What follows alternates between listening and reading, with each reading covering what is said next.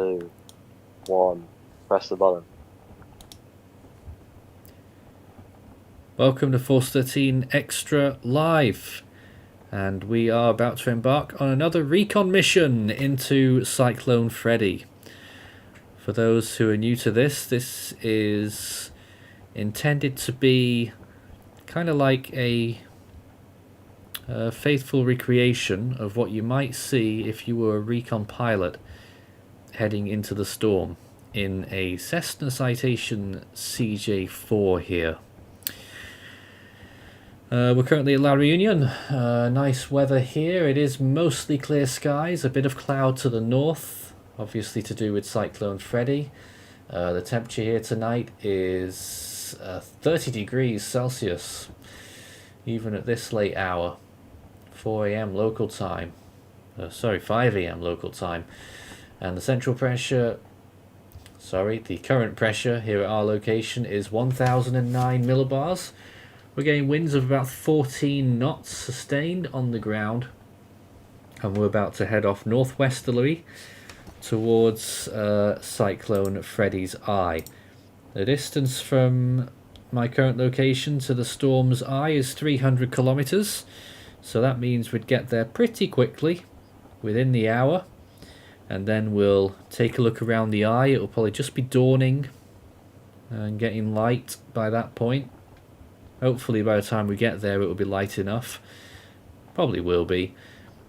And then we'll spend quite a bit of time in the eye sampling the storm, which has weakened a little bit if you weren't aware. And then eventually when we're finished we'll fly on a further 450 kilometers to Madagascar and Manjari, which could be the landfall site later today local time, this evening. So that's the plan.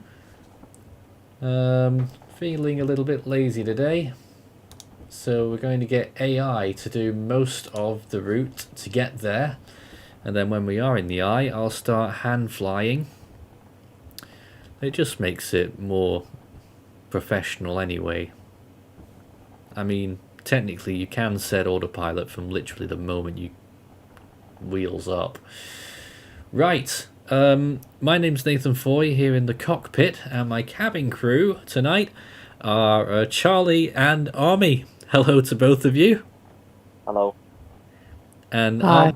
Army here for the first time in cabin crew down the aisles. I've never been on a plane, so this is going to be interesting. Excellent. My second time. Whilst we're here, you can send in comments and questions live and we'll chat and just answer them. It's fairly informal, especially compared to what we've been through in the last couple of days doing serious coverage. Obviously there is still lots of that still to come on the main Force 13 channel as it moves into Madagascar later today.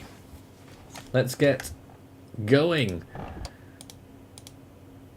And I've just done... Okay, what's going on here? Just a minute. AI is doing it all on its own, but I'm really confused. Oh, there we go. That's more like it. We're turning everything on. I don't know what happened there. It seemed to be reversing all on its own. And I've no idea. But there we go. We can see everything now. Charlie, you wanted to say something? Yeah, what's the screen in front of me do? Very confused. What's the what? The screen in front of me. The screen? It's like I'm cabin crew. Sorry? Because I'm a part of I'm a crew member. Oh, no. I didn't hear the first part.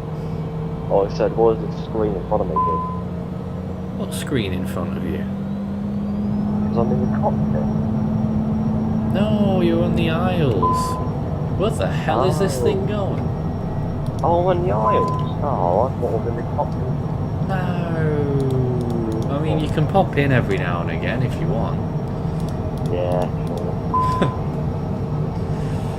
Right, AI are being madmen and are just... How the hell are they moving it that quickly? I don't understand this at all. What is going on? There they are. Whoa, what are they doing? You can't do that. Are they trying to take off like this? Are they insane? AI, what are you doing? Oh, oh dear, we've just gone into trees and we're about to go into the hangar. What on earth? So this is why we don't... He's trying to take off on the bloody apron and there's planes next... Oh my god. Man, this is dumb. Alright, we'll never do AI again, eh? We're in the air. That was pathetic. Right, we're in the air anyway. Just ignore all of that. And hopefully it will get us towards the storm. If not, I'll have to intervene anyway. What chumps. Useless AI. We're not made to do that spot. We're made to work. Just about work. I mean, yeah, on other occasions that would have failed completely. You only hit a few trees, you're fine. Yeah, thank you. Off we go. You just about saw the edge of the island Reunion there. You might see it again on the right hand side in a mo. Just caused a bit of deforestation. Yeah, a little bit of deforestation, never hurt anyone. We're turning off towards the northeast there, which we're passing the east of the island, and you'll see all the pretty lights in a moment on our right hand side of the island of Reunion. I want to see these pretty lights. We'll be there in a minute. Maybe not actually. Aren't we turning anymore? Oh, we are. Yep, we're still turning, very much so.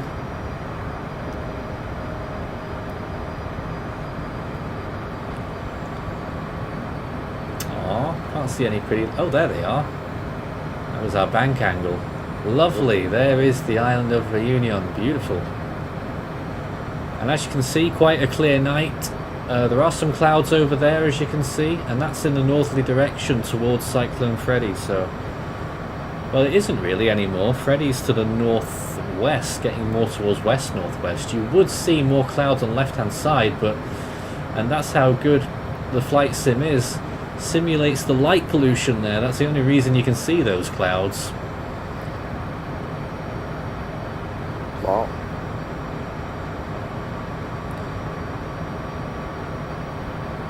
And there is one of the towns on the southern side. I don't know if that might be St. Pierre. And then you've got the main city, St. Denis, in the northern side. It's probably where all that light pollution is.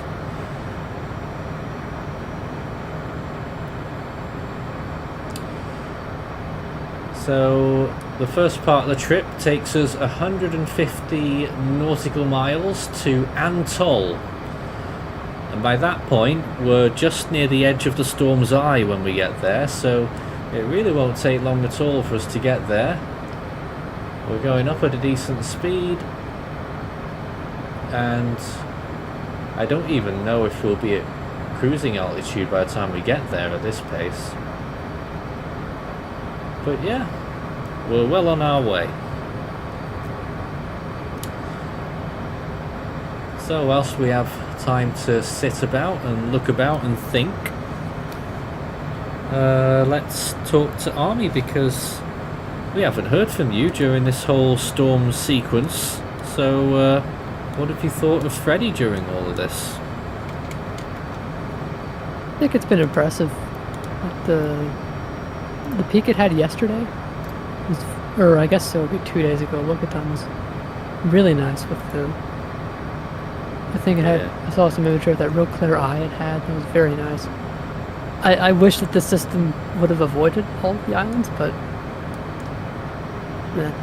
You gotta say though, Mauritius, right? They look like they've dodged another bullet yet again, haven't they?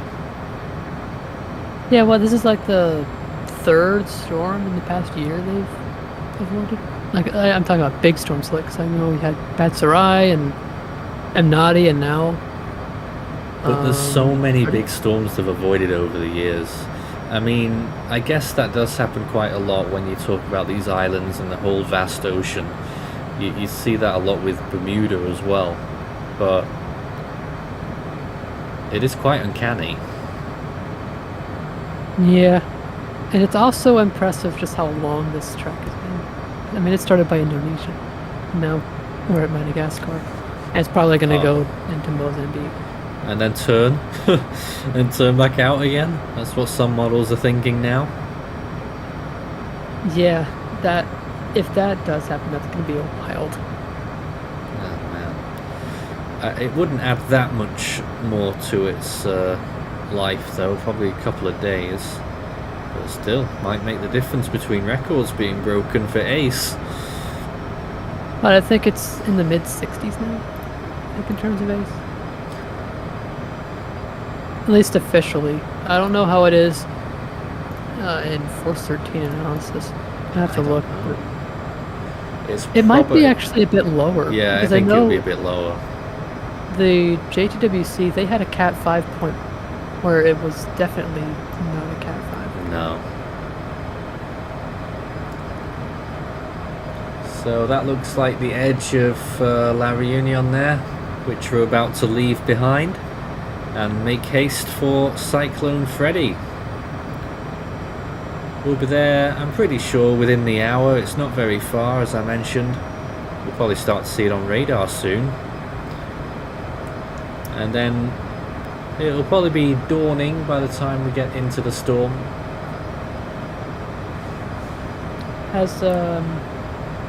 Has Flight Sim done a good job of representing the storm? During one of the flights we got maximum winds of, what was it in the end? 97 knots on a flight when it was nearly a category 5, and gusts to 114. So it was nearly there. It had a category 3. Pretty good for Flight Sim, at least in my experience. Yeah, although pressures haven't been very good. It apparently peaked at 978. Well. Oh. It'll get there eventually. Well, will it? This might be the last chance to sample a strong cyclone here. Yeah. Because we certainly won't be flying into it tomorrow night/morning. Because it will have made landfall by then, and we won't be doing it during the day because we'll be live actually covering the storm.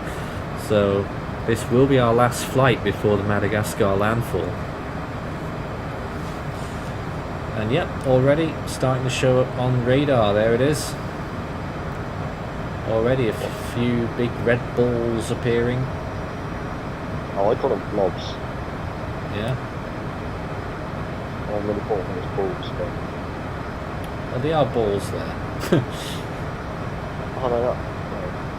I'll call them blobs later. Yeah, I don't really call them blobs.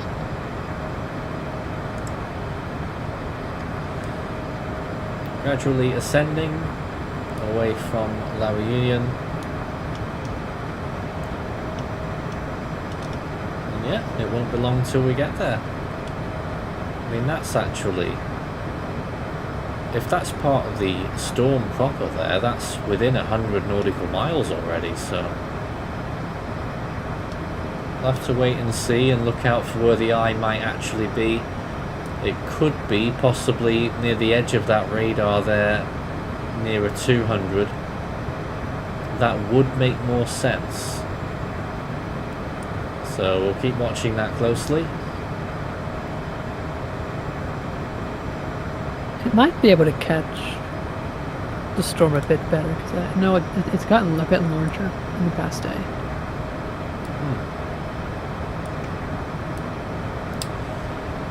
But for a little while here you won't get to see much until we get sunrise. But it isn't far off. It happened pretty quickly when we took off from Mauritius the other day. Of course we're quite a bit further west now, so it will be a little bit later, but probably no more than half an hour later, and the sun had risen by the time we got into the storm last time, so I reckon we'll probably hit it just at around sunrise, and then that'll be a great time to start dropping down.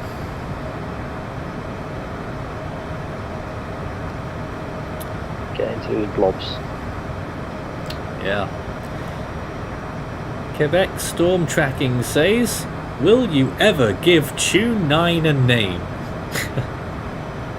No. Not yet. It's too iconic to be called anything else. I have no idea. Oh, we're joined by Lucas Gonzalez, What's up, guys? who is on another plane right now. Yep.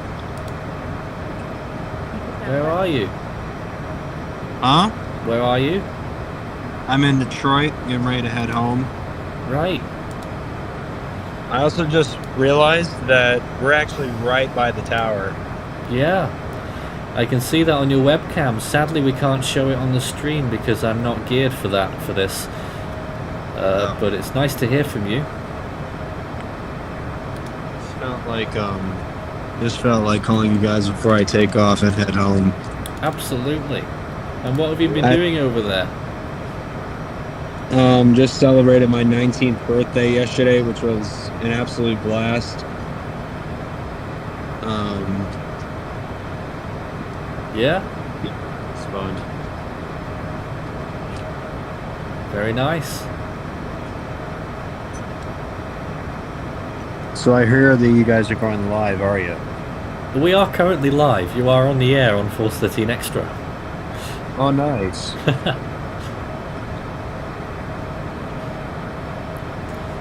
We are currently flying into Cyclone Freddy on another Recon mission. Nice.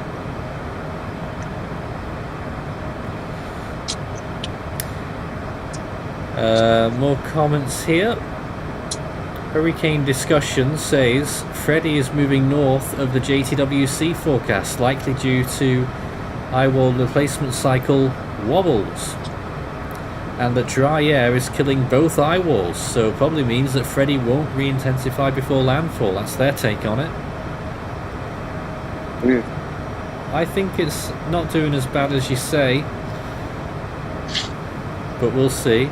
Storm Tracker HQ says, did the officials downgrade the first Category 5 peak, considering the track data looked different in that particular area than it did yesterday? I don't think they did, but I'll try and find out for you. I think they haven't downgraded that. And I think if they are, it's going to be well after this one. Well, I think what they're saying is that they might have adjusted the track section, so possibly I'll just see if I can find a track file, but I don't think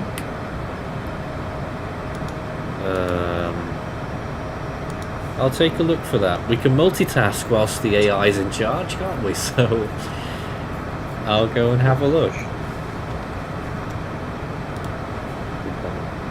I just want to tell you, Nathan, the flight is going to be pretty much full. Yeah? I'm on Delta. I'm an A319.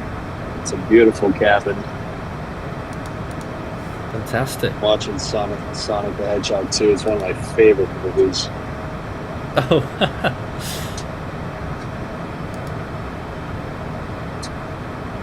Well, I hope you I can't enjoy wait it. to go home.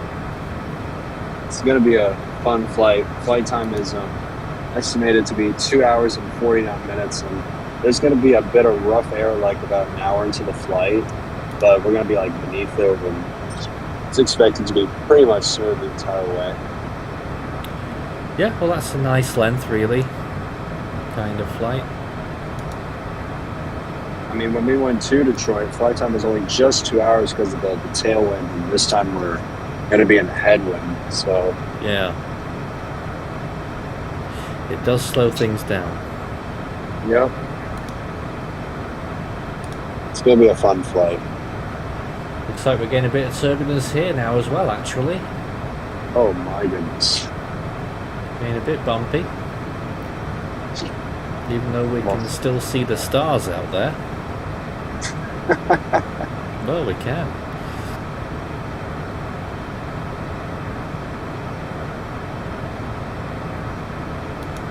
And I think I'm gonna see the stars as well when I go to cruise.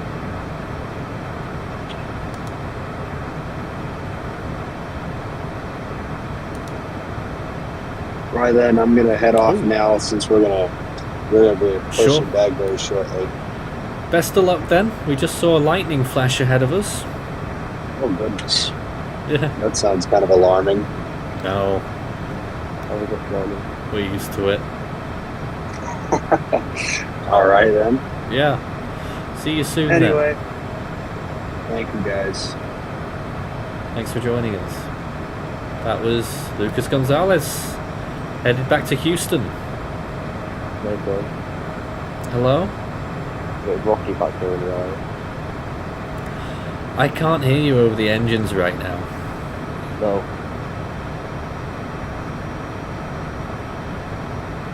Did you say that we're rocking around? Yeah, my seat's not good. Yeah, I don't know what's happening, but there's a lightning flash that you just saw there as well, and briefly saw illuminated lots of cloud cover underneath us. And there you can see that radar again. Looks interesting, but where's the centre of the storm there? Is it that little area near that red zone? Hard to tell at the moment, but we are already more than halfway there. And we've only been in the air for 15 minutes.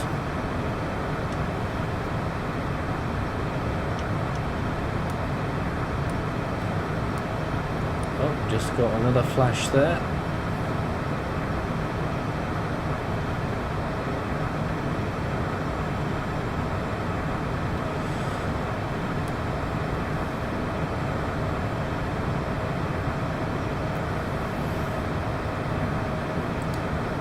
So yeah, we're definitely making good progress towards Freddy.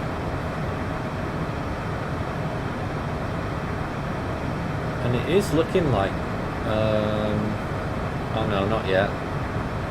I don't know whether that's the eye there within 150. I think that is, you know. Because it was supposed to be right next to the Atoll waypoint. And you can see there, we get to Atoll in about 75 miles, and it's just a little bit after that. So yeah, I'm actually pretty confident now that that is the eye coming up pretty quick already.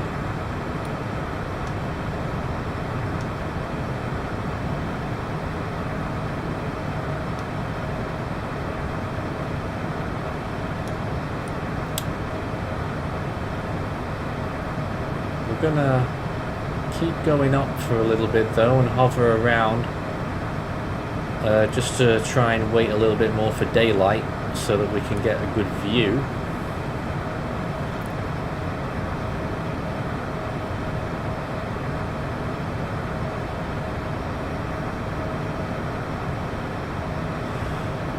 And from what we saw on that radar eye, it's a pretty dishevelled one, and it does fit in with what you would expect because it was already getting ovular when it was passing Mauritius. Ovalia, is that a word? And then it looks like it's gotten a bit worse since then, a little bit more lopsided and dishevelled. So it would make sense. Yeah, there's you go. I'm a perfectly straight to that eye.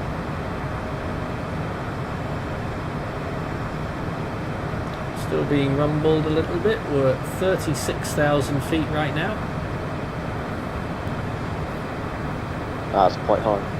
Yeah, and we're getting really close already. This is quicker than I expected. Probably only in about 10 minutes I'll be turning off the autopilot.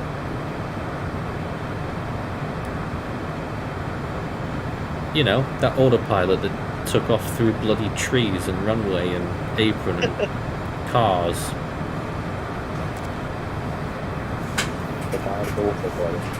And it was taxiing at ungodly speeds as well. I don't think that was even possible. It was going like a race car. I think we should fire the AI. Yeah.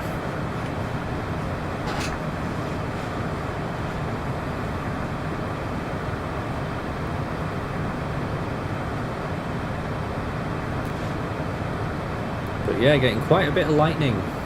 More than we saw during the last flight and the one before.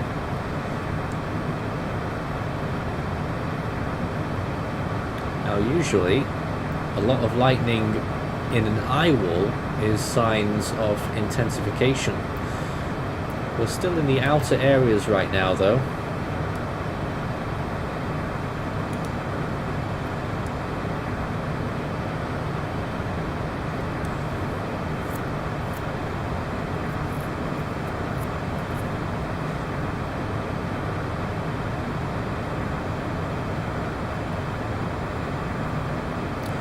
And we are now joined by the legend, Ethan Bruning. Legend? I don't know if I Yep. call him a legend. You're a legend to Force 13 extra Recon flights. I guess. Do you want to tell us anything? I think I might do a flight simulator flight myself. I don't know. Yeah. What do you reckon to Freddy right now?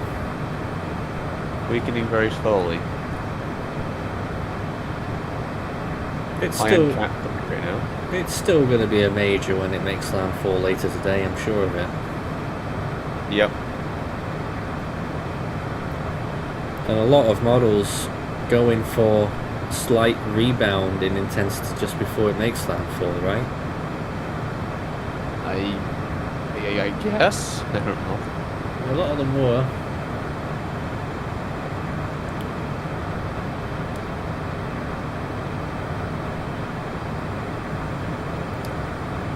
The last CHP-6, of course, wanted a Category 5 landfall from this point onwards. Naturally. It's always super impressive. You just missed Lucas as well, by the way, who's literally taking off from Detroit right now, Ethan, just so you know. I'm aware. I'm aware that he is flying out today. I'm debating if I'll actually be replicating his real life route. I think I might. You better get a shuffle on. It's happening right now. Well, I'm looking at his at Detroit right now, which is where he is, and transponder isn't on yet. So it might be a while then. He's going from Detroit to Houston. That's on Delta 1116. You said that he was on Delta, right? I don't know. The autopilot seems to have decided to level off at the very oddly specific altitude of 36,650 feet.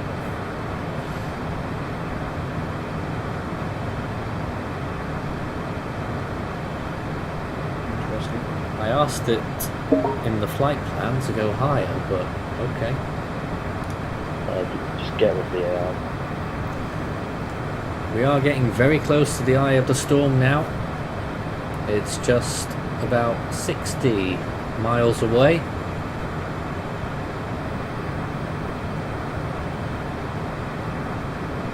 And still no sign of first light, but it will get light very soon. Hopefully just in time for us to descend into the storm.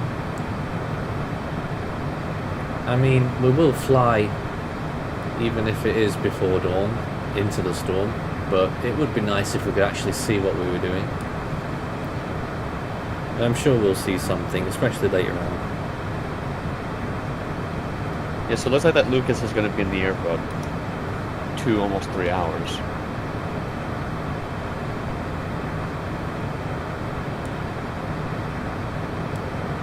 Yeah, he said it was 2 hours 40 minutes, I think.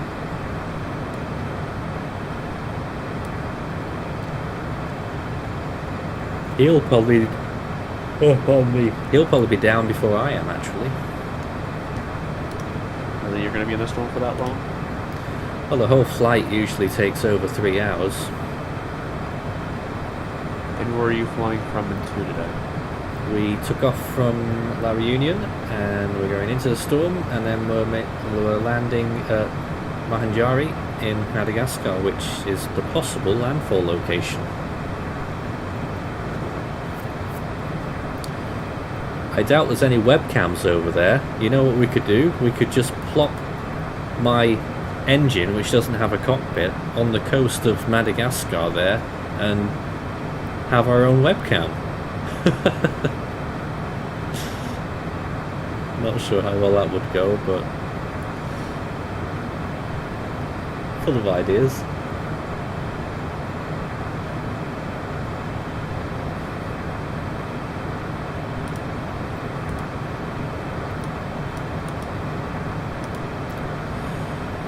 So yeah, Ethan's about to fly a plane. We're currently in the air at 36,650 feet. Yeah, I think I am going to do Lucas's route. Yep. Just put on forward. We're just about to reach that waypoint. The autopilot will turn us to the west-southwest, and shortly after that I will take control, and then we will fly round the rim of the eye, south side first, and we'll fly round it clockwise, and then probably after one full loop we'll start dropping right down into it.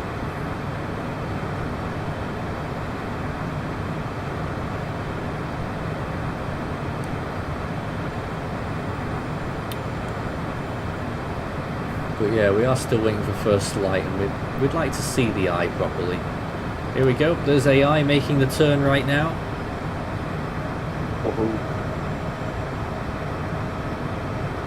And actually ascending again, which is interesting.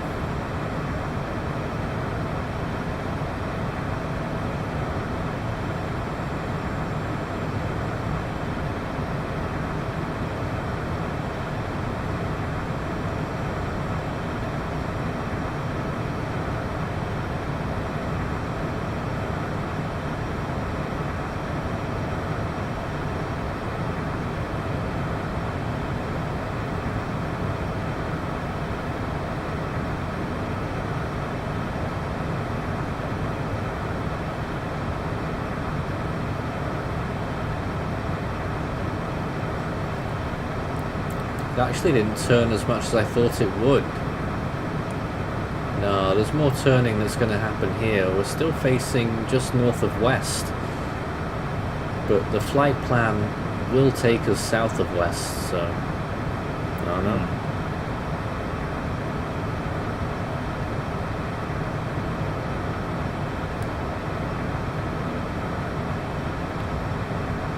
But we are right on top of the eye now. We got there very quickly. Well, I am back. Oh, Lucas is back. I just want to tell you that we are going to be delayed for about an hour because we don't have a first officer on board. What? We actually plan to have another flight attendant. He's actually going to be landing from Washington, D.C. He's going to probably park like right next to us. Gee. And we'll probably leave that and join our aircraft, and we're going to be pushing back probably on like probably 30 or so minutes, and we're expecting like a 9:20 p.m. departure. So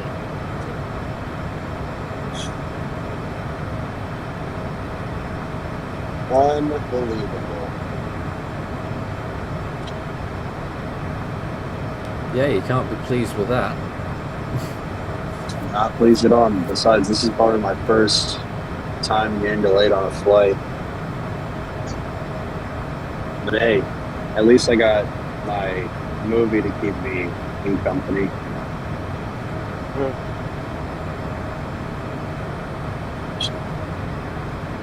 Also, Ethan, I see you're flying too.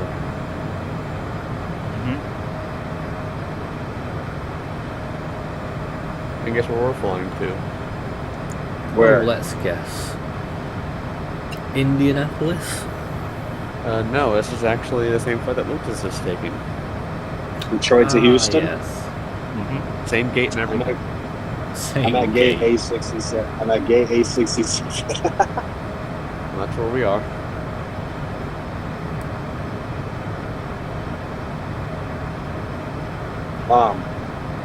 I just want to tell you, remember Ethan from Force 13? He's actually doing the same route we're taking on Microsoft Flight Simulator. He's at the same gate and all that stuff.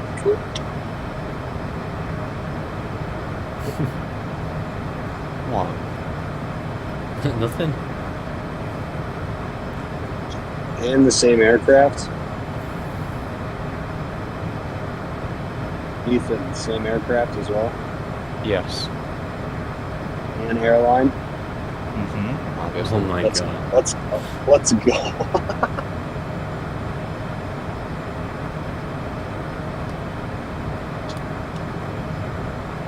Oh, it looks like you can see some like Christmas lights on the tower. That's fun. What? Oh, whoopsie. Wrong angle. I can see like some lights on the tower. Like oh yeah. Alright, I'm going to disengage the AI now and hand fly the plane because we are over the eye and we're going to fly around it. Oh, nice. Oh, forgot about that. Also, Ethan, look how full the cabin is. It's not that full, but you're on what, like an A319? Yeah, A319. Oh, there goes a departure. Heading off JFK, I know that one. Well, what do you think that you're going to get today, Nathan? In terms of wins, Yeah, I have one. I have one right here. I really don't know. We'll probably get... Alright, if I was to guess, maybe Category 2 conditions.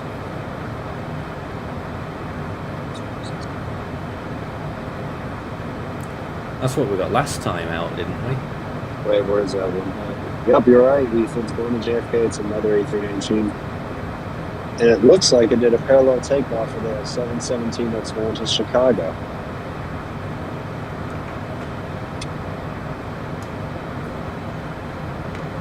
So I'm assuming that we're going to be doing some live coverage on the storm tomorrow, Nathan. Oh yeah.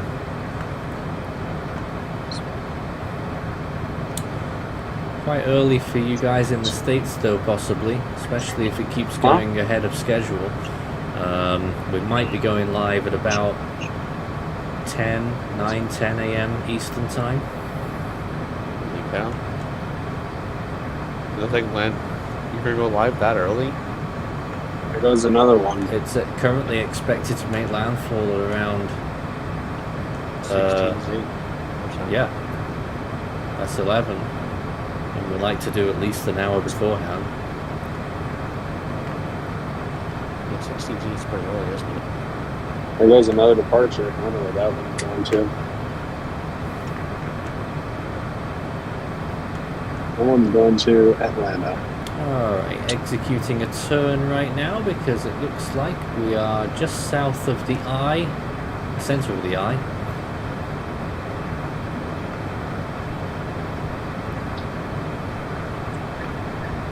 Maybe turned a bit early actually, but we are very close to it. We're just going to perform a circle around it first and gradually descend, and then we'll descend much more quickly after that.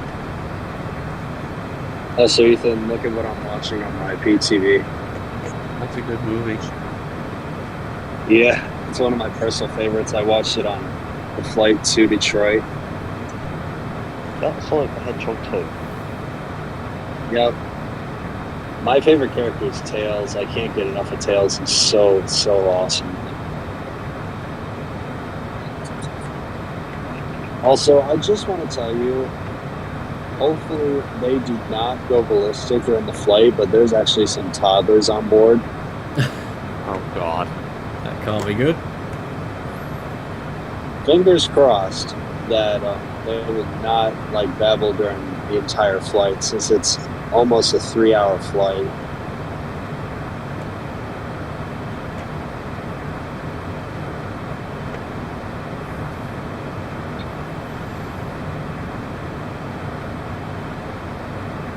Have some pretty good leg room, to be honest. Not too bad, but got some spare leg room. Enough room for Mitchell there, is there? No. Uh, Okay.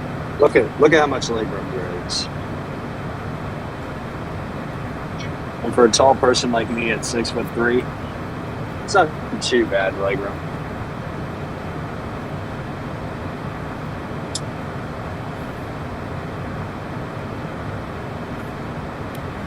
Alright, we're starting to turn a little bit more now.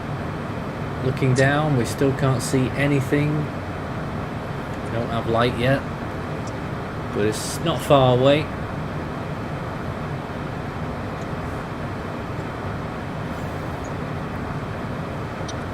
Oh God, I can hear the Spiral into freaking the sound. I can hear the one damn toddler babbling around. It's starting to piss me off. already. Haven't even taken off yet. Hopefully this flight is not like Spirit. You got an whatever. hour's delay, that ain't good. Well, we're gonna depart at like 9:20 and probably push back at like 9 or 8:50. That's way off. Our estimated departure is 8:15.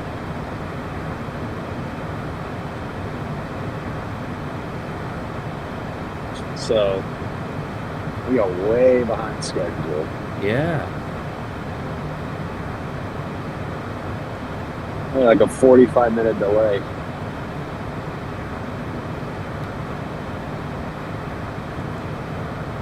I'm trying to remember what time zone you are there. Is that Eastern?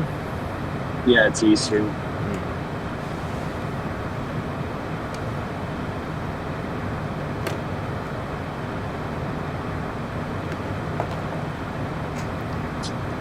And there's one flight attendant coming around with just serving some water right now. That's a pretty good idea. Even though I hate.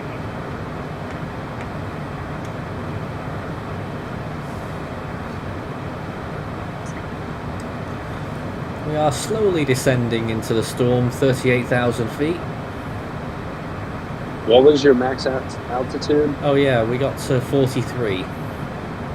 Oh. I don't mean to be Dropping down. What's I don't that? mean to give you bad news, Lucas, but your estimated departure is now 9:23. Oh my god. My goodness.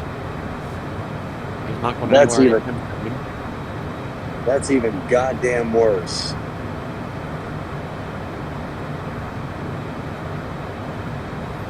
That's Yeah. right, Nathan. You are going to be on the ground there's- before Nathan There's another one. Shit. There's another Airbus.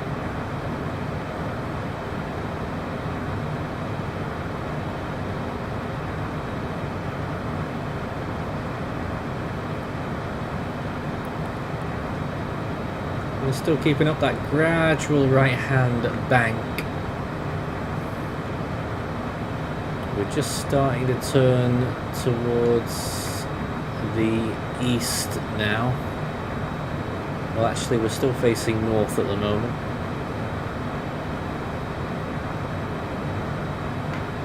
Just going to level off a little bit here.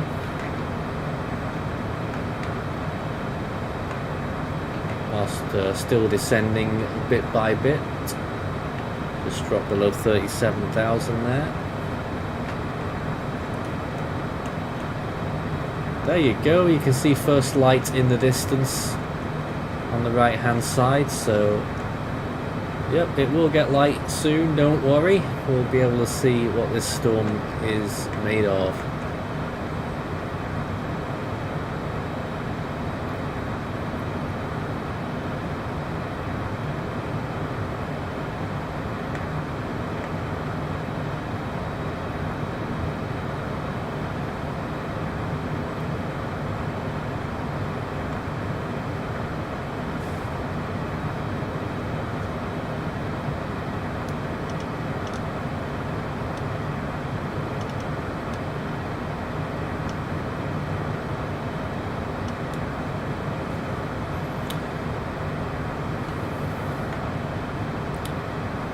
Going to turn a little bit more now.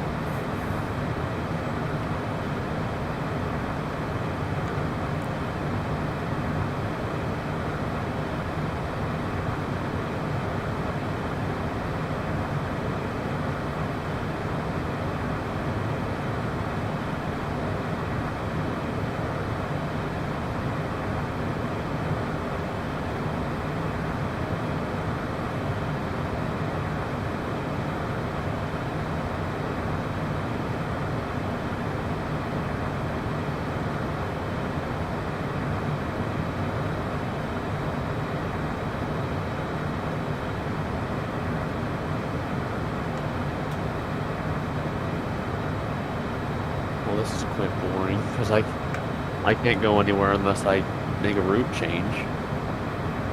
Why? Because I might want to do, but I want to get in the air. You're going to keep to his schedule, are you? I don't know. I mean, should I even do his route though? Yeah, get on with it. All right, let's go ahead and push back then.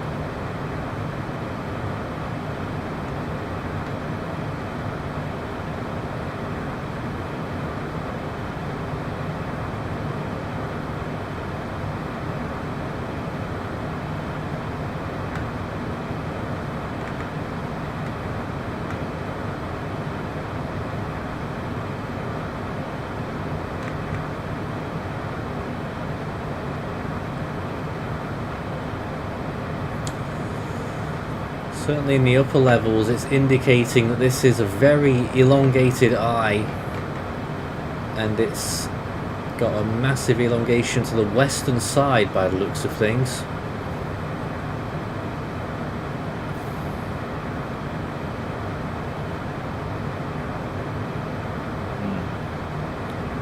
We're down to 34,000 feet now with the first light just about to reach us, and you can see plenty of cloud shadows there. It's hard to tell what's underneath us yet, but you can certainly see a lot of lower clouds there in the distance, all to do with Freddy, and lots of cirrus up and around us right now at 33,000 feet.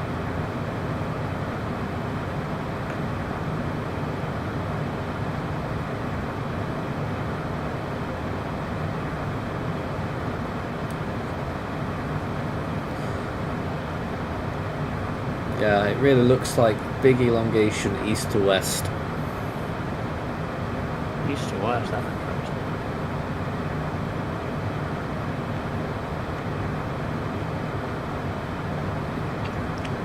All right, I'm back. Just Oh, want to give you again. guys a little update on the first officer situation.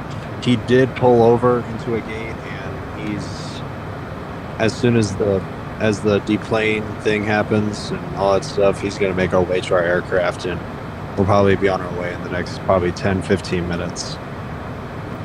That's good. So that's Lucas there on his real life flight. Yep. Flight 1116 from Detroit to Houston. And if Ethan did streaming, he'd probably stream that online. A recreation of Lucas's flight in real time. Maybe you should get into that, Ethan, eh? Maybe. Anyway, I just want to let you guys know, and I think very shortly we are going to be underway. So I will see you guys probably tomorrow. Have a good evening then. Alrighty.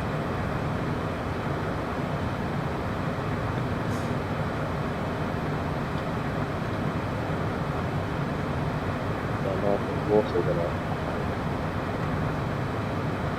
go. Sorry? I think I'm also gonna go. Yep, it's getting late for you as well. Yeah. We'll see you tomorrow, Charlie. Yep. Yeah.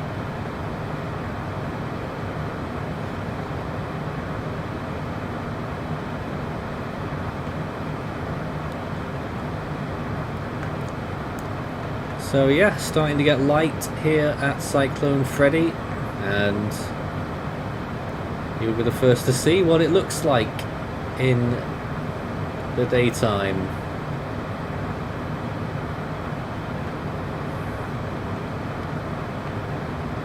But yeah, we're going on for miles here along the northern rim. Very stretched out east to west, this storm. This eye. And it's going to make finding the centre an interesting challenge once we get down there. That's what we normally do first. We go down, we try and find a centre, usually succeed, and then we go off and take a look for the strongest looking parts of the Eyewall. Ethan, what do you reckon? Which quadrant do you think might have the strongest conditions tonight? God. Let me have a look at imagery. Just give me just Put in a one guess for the northwest side of the eye. Northwest. minute.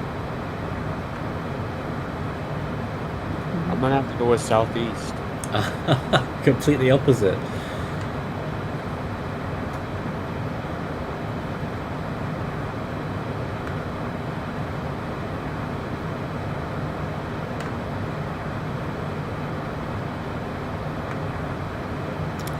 Alright, we're going to drop down a bit more quickly now.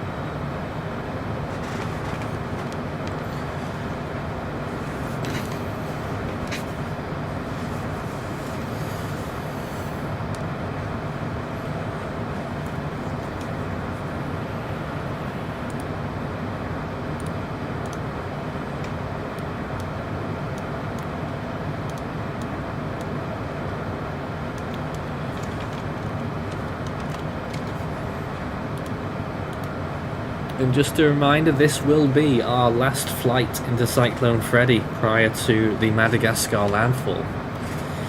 There won't be opportunity for us to do it tomorrow, so... So you won't fly into it while it's approaching Mozambique? Yeah, we might. But not before Madagascar, because we'll be live. We'll be properly live.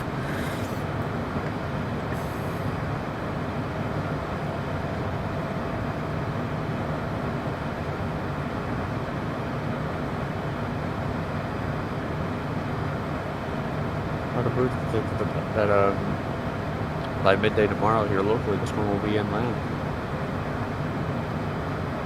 Quite possibly.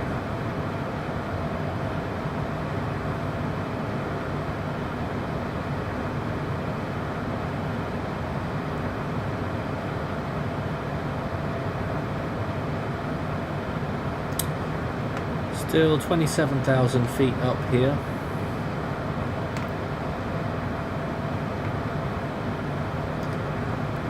You'll notice that over time our circles will get tighter and tighter as we close the net on where the centre of the storm is.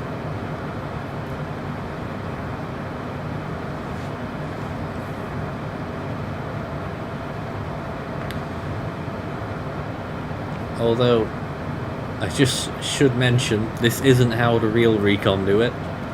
They go down to low level before they get into the storm, but I like to do it this way just to, just for demonstration and visualization purposes.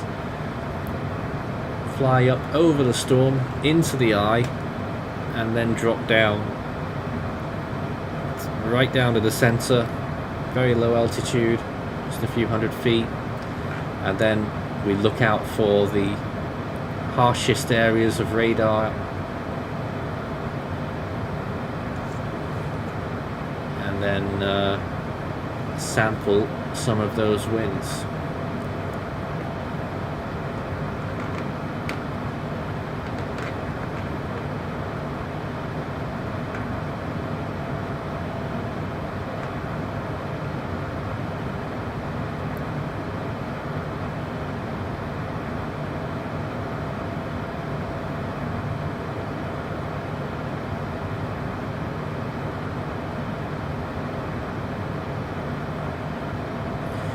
And already you can see that large bank of red stuff there. That's on the southwestern side.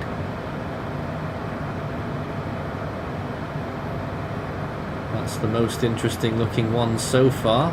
So that would be my pick to go into first, southwest, until we spin round and see if anything else happens. And of course, it's evolving as well, so things can change.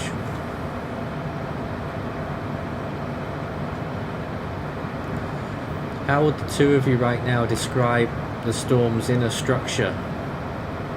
A mess. A mess. Yeah, that's pretty accurate.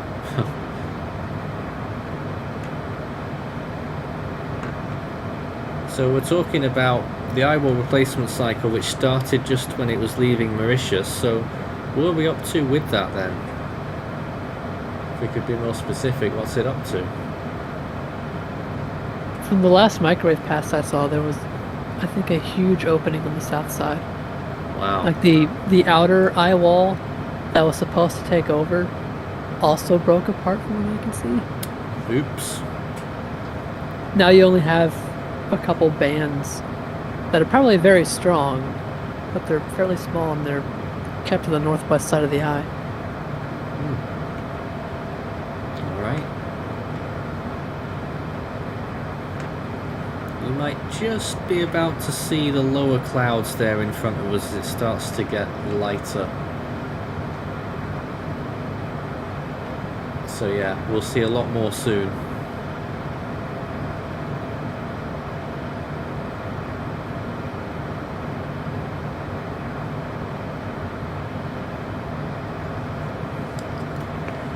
Of course, earlier I was sampling the winds at the upper levels, which suggested that massive elongation.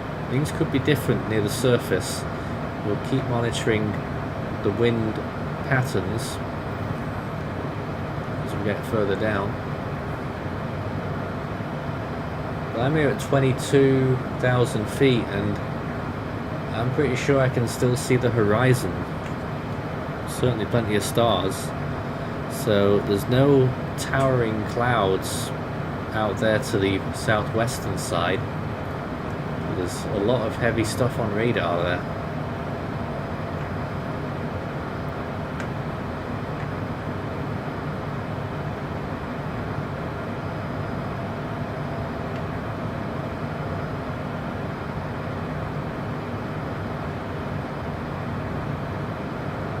I have no clue if this one wants to cooperate with me, but it's starting to have issues, so I might have to switch to aircraft. Oh dear. Because the auto throttle isn't working. Ah, Boy, I don't know if it's on or off. no. It's not great, that, is it? And from past experiences, the auto throttle in this particular aircraft likes to set itself down to like 40% for the entire flight.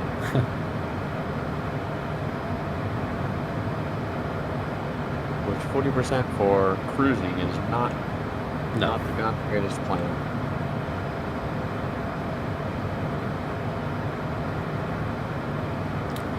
Now this side, you can see more and more of a bank of clouds over there. We're more west-southwest now, and a big draft of wind there that caught us by surprise. Actually getting some strong gusts right now. We're still at 20,000 feet, and we are in the eye.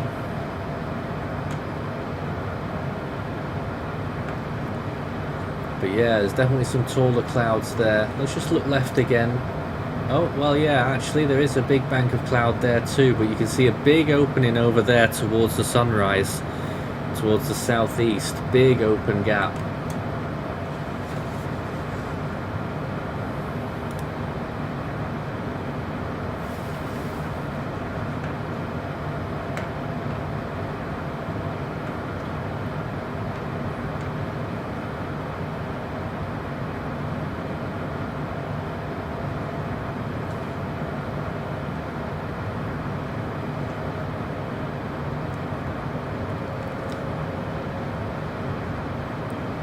Getting pushed from pillar to post right now.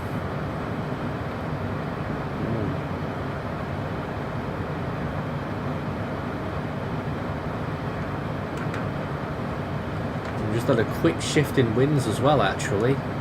That's what did it. How interesting. Maybe that was perhaps a mesovortice or something there.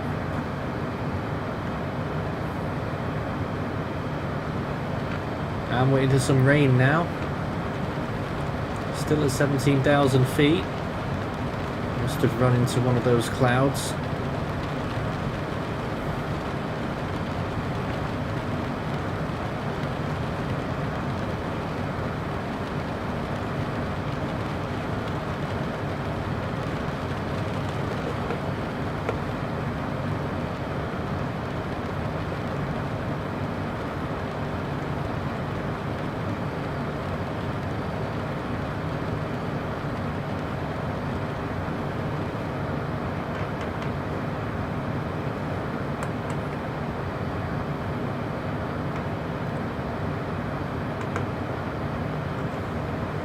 Now we're heading north, and if you look out east, look at that. Not much going on there on the eastern side either, it would appear. It looks like this storm is very open from the east round towards the southeast and nearly to the south. What's that? Autopilot has just killed my engines. I don't have any engines anymore. What?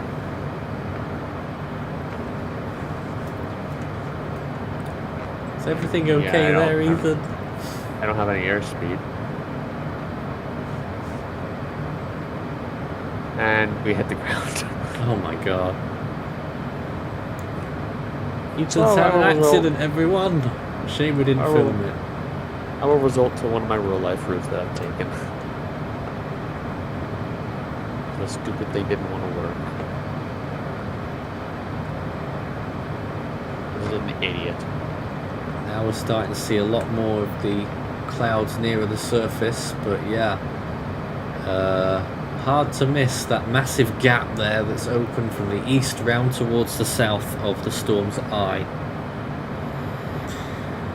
in the mid to high elevations.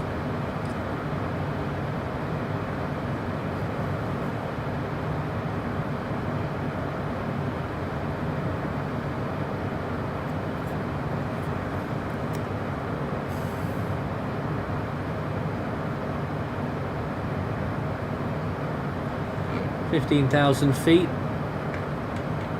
and we are making quite tight turns now. Looks like we're very close to where the center of the storm is, at least at this altitude. And it's also a good indicator here of whether the center is displaced from the upper level winds. Shouldn't really be still in a storm as strong as this, still at this point.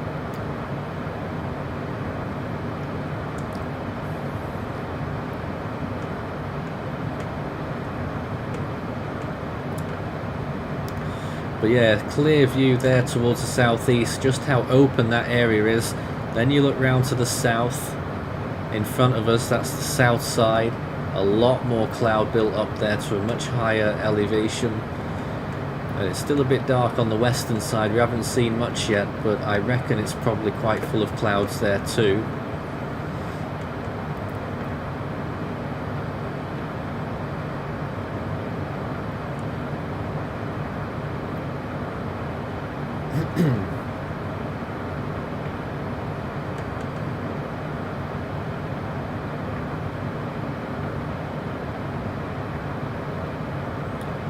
See that cloud keeps going. We're just west of south now.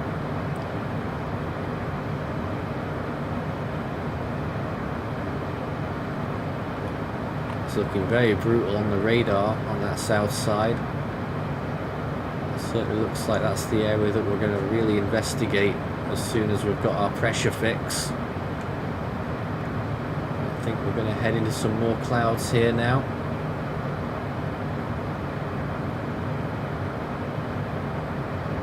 Can't tell actually. Oh no, I see some stars. Ooh. Yeah, I still can't tell what that west side is looking like. It's still too dark.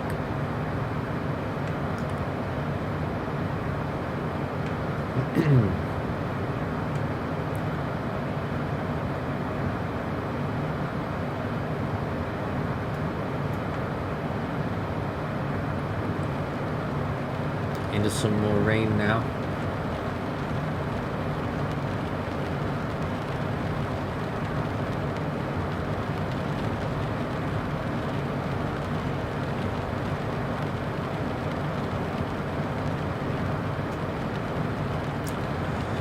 Still dropping nicely. We're about to fall through 11,000 feet down towards the surface.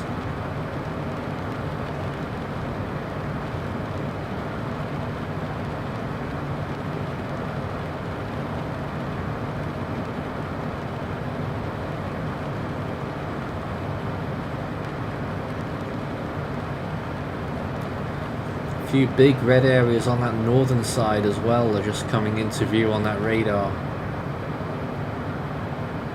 So I imagine the clouds are pretty built up there as well.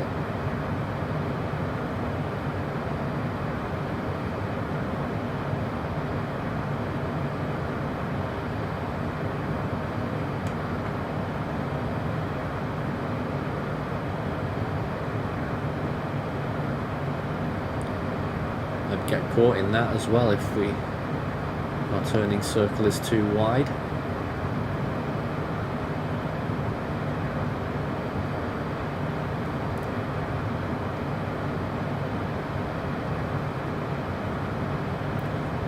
Seen that much in the way of clouds there. Oh no, there is one right in front of us actually. It's hard to tell in the low light. But yeah, significant clouds there. That's on the northern side.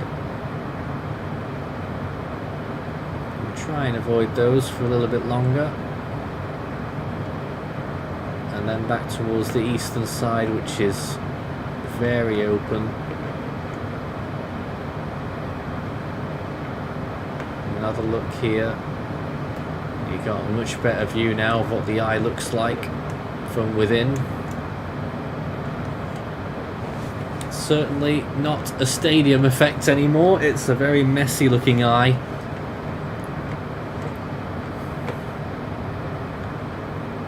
We already knew that from satellite and radar.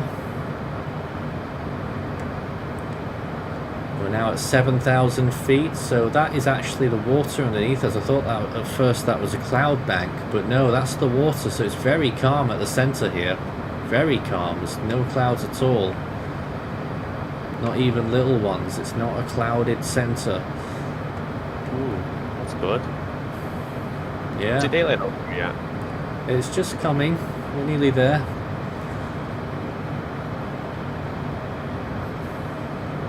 So it's enough that you can see, right? Yeah, we can see stuff here.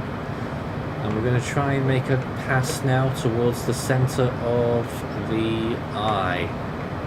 And we are very close right here. We're going too fast. Just slow things down a little bit. Getting indications of very low winds here, and you can see in front of you, it's almost glass-like, the sea there. Very, very calm. What you get at the center of the eye, that's when you know you're right at the center. And we're very close to it right here. Trying to get down as low as we can to get a good pressure reading. Just past the center, I think, so we're going to turn around in a moment. Still got a bit too much altitude, so we're just going to turn it round. Be a sharp one, this.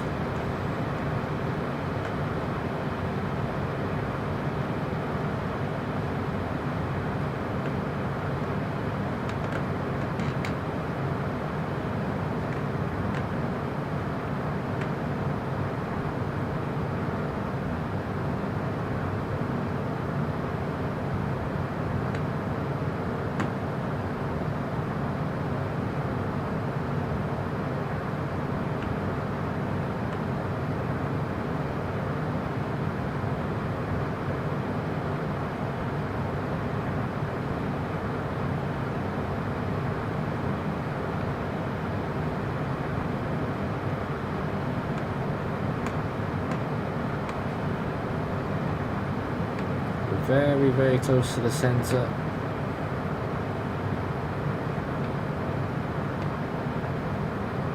So you have like a latitude and longitude thing to like determine it's a storm? No, do we, heck? Huh. No Sure idea about where we are. All that I know is that we're right next to the centre of this storm, and it looks like we're very close. Winds down to 8 knots, 7 knots, 6 knots, and we've just flown a bit too far south of it there.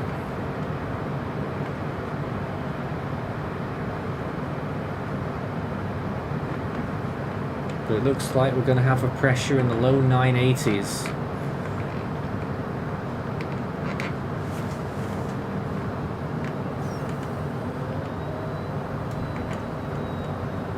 Just got very close there. Winds got down to 2 knots. Pressure 982.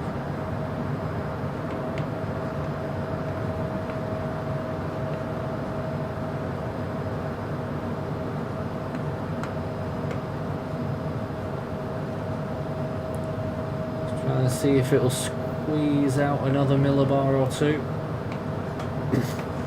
We're right over the centre.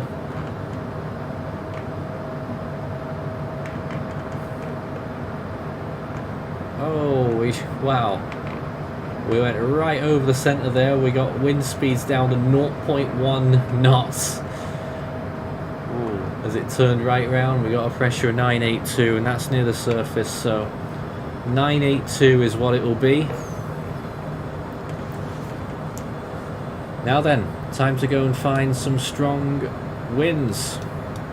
It's certainly not in this direction. We're facing south right now, and actually the reds have really disintegrated quite a bit, or at least just at these lower levels. Not as fierce as they are at those upper levels. There are a few red zones there though, so we're going to go into one of them there on that southwestern side and see how we do. Are you working on a forecast con right now, Ami? Yes.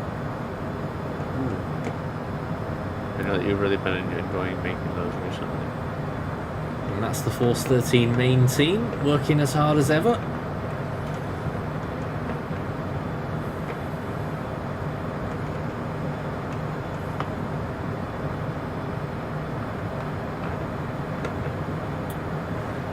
Alright then, Ethan, we're shooting into one of these red zones.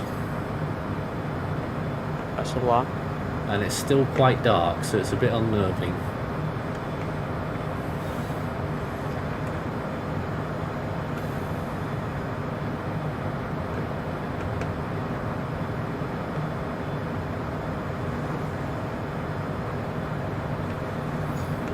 .5 knot winds at the moment.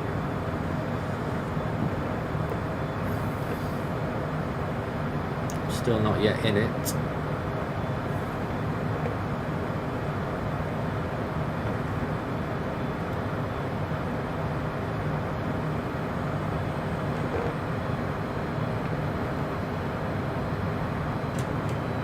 I'm not seeing anything from Lucas's plane.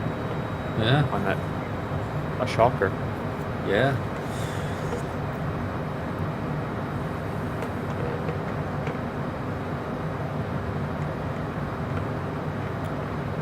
Just about to enter this cloud now.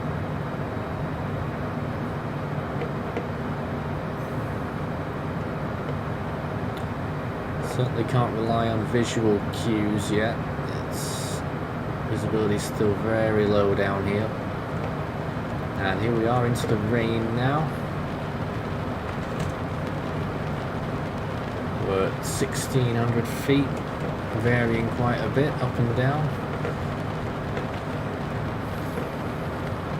And so far we've got winds of gusting to 51, sustained 32.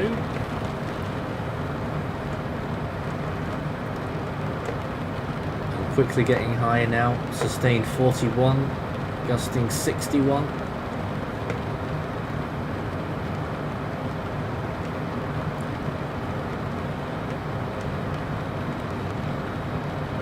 Stayed the same actually now. It's just leveled off there.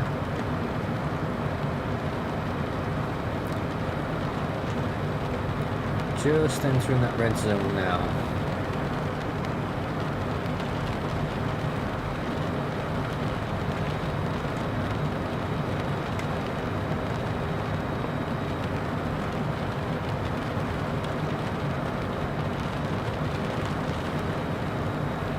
Getting gusts to 67 knots.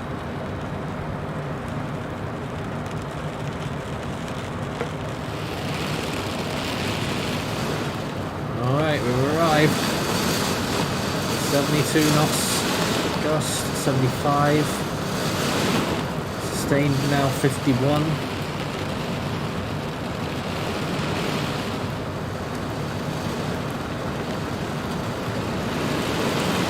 Got a gust of 75 again there. Oh, really blowing us about.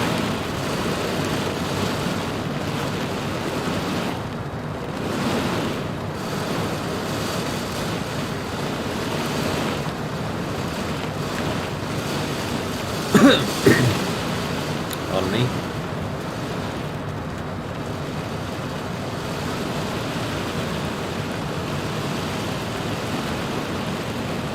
Got a gust of 79 there. 78, 79 again. Sustained winds of 50, just got a gust of 81.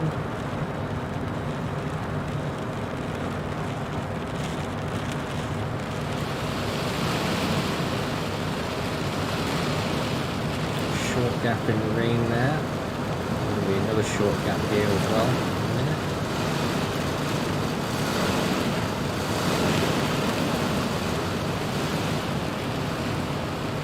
Now getting sustained 57, gusting 83. Oh, 89. 59, sustained.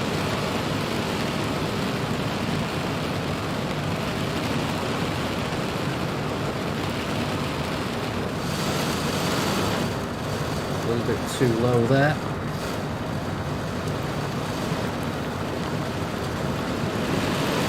.64 knots sustained, that's category 1, gusting 100. 100 knots? Just had a 100 knot gust there.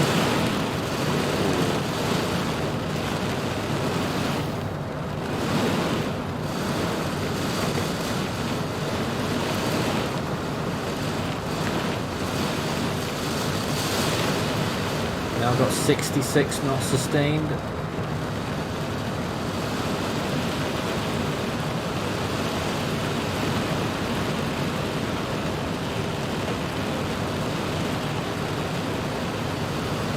Just about to exit this red zone now.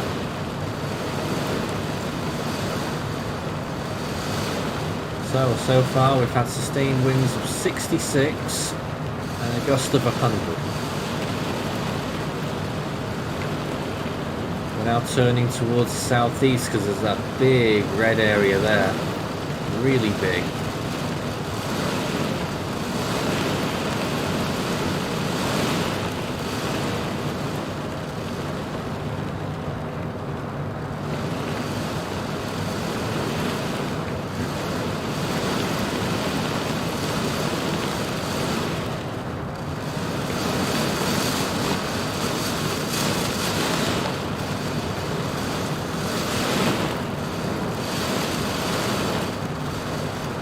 Alright, it's got sustained wind of 74 there. 74.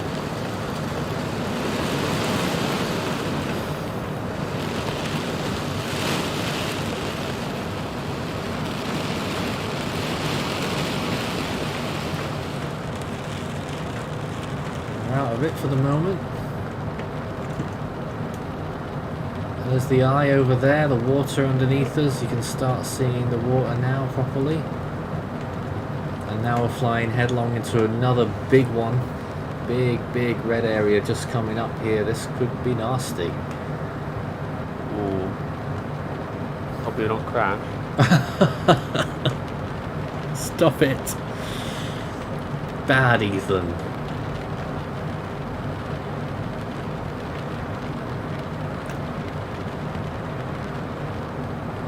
Here we go.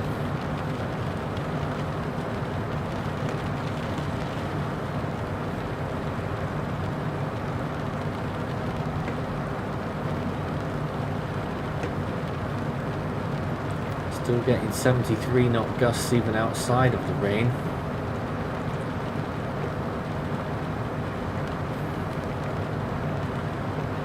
when you get into the rainstorms, you tend to get those higher gusts and sometimes higher sustained winds. Well, usually.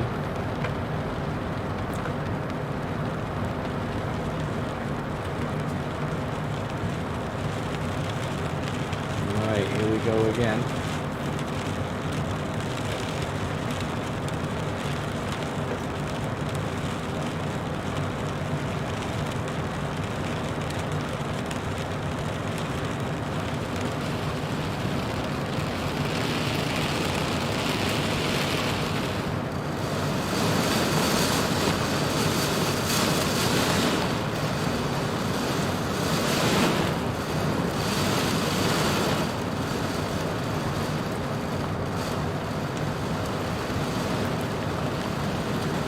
In that last cell, it was a lot shakier because we were in a crosswind. On this one, we're flying into the wind, so it's a bit smoother.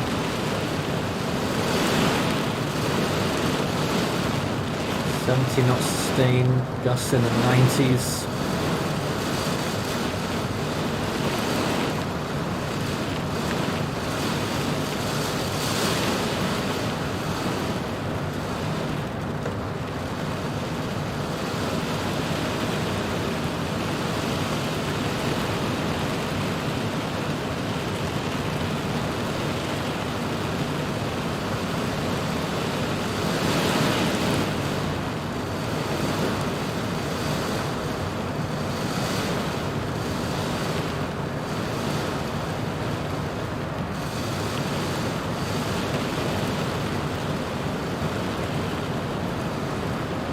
Yeah, nothing major. Still getting sustained winds in the upper 60s. Category 1 conditions.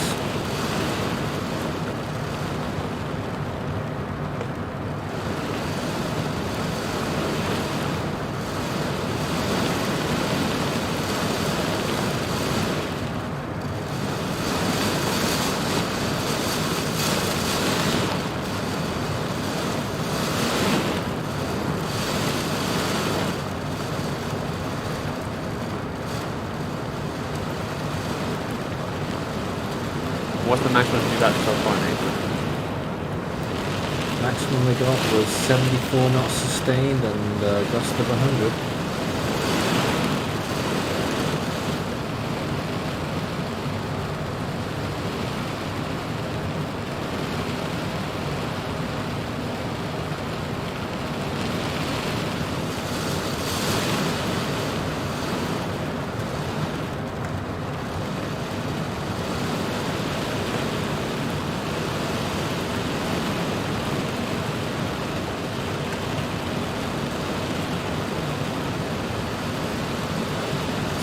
Still staying near those levels right now, but a little bit less.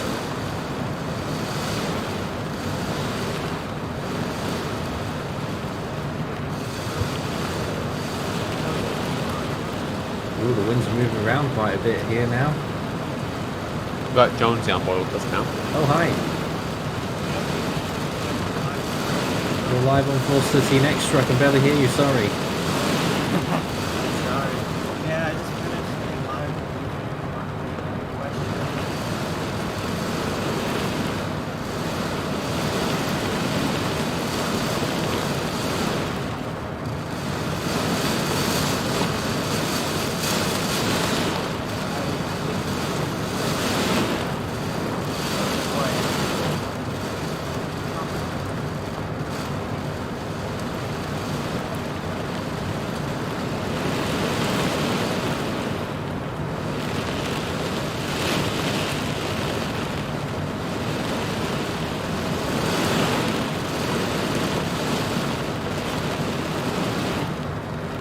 Really turbulent winds here, but the numbers still aren't that impressive. We're only getting 54 knots sustained here, and gusts in the 80s.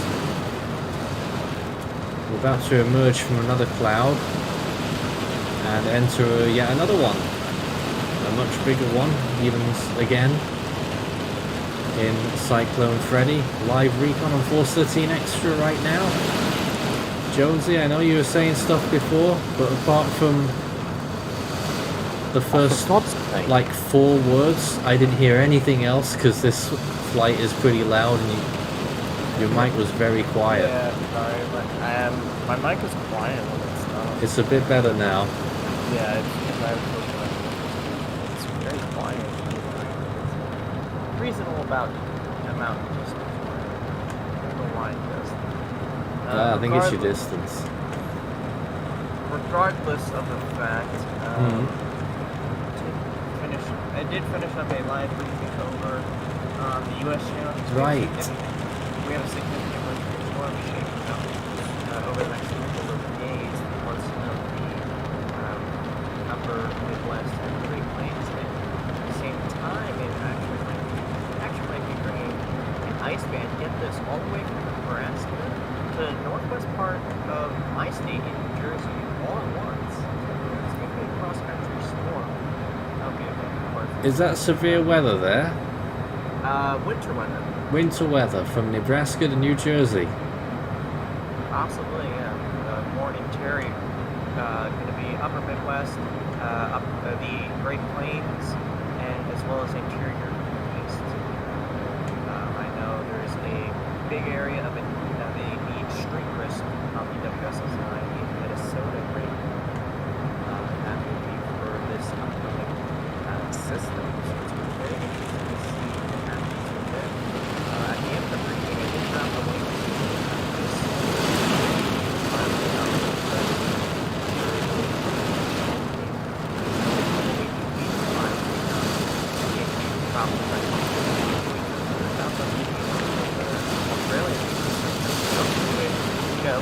Our storms in the western Pacific, in the eastern Pacific, and we also do it for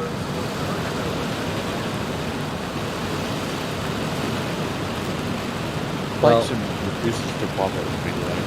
What's that? Flight Simulator refuses to cooperate with me. Oh dear. It's now crashed twice on me. Oh god.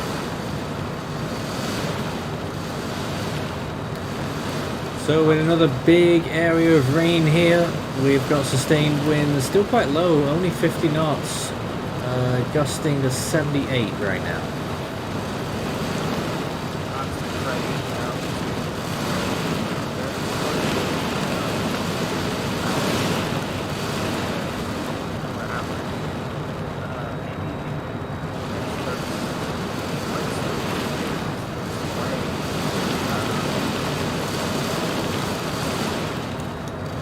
from Madagascar.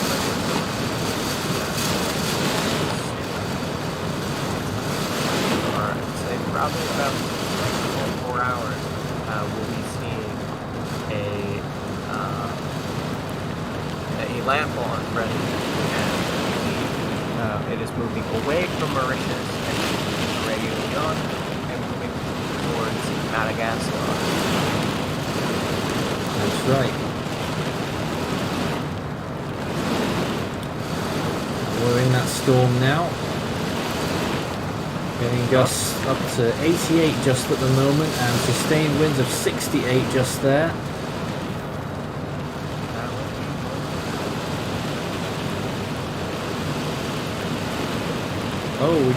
Oh, 115 knot gusts just there. That came out of nowhere. We're still only getting sustained winds of 56.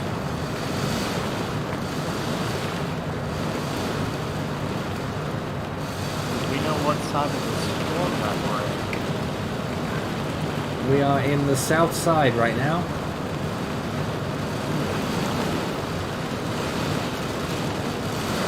Just got 63 knots sustained there. But yeah, felt like quite a rogue gust that we got there. 115 knots. That's the highest we've had in the whole storm in all of our flights.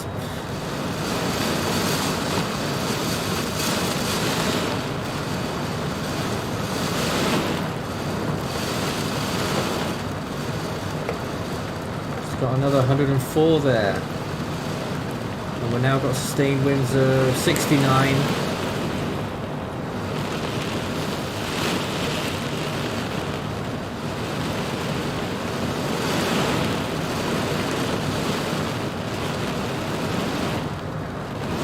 got 75. That's the new high. 75 knot sustained winds.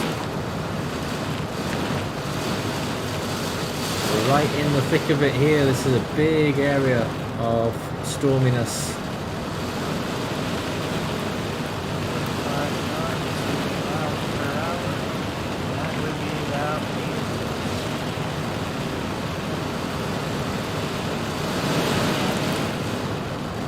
Cat 1. Yep, this is all in knots.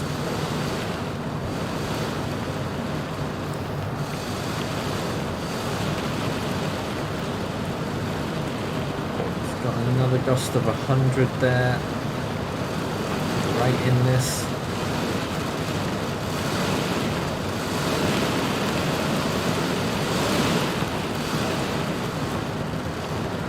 And we just got a sustained wind there of 77 now.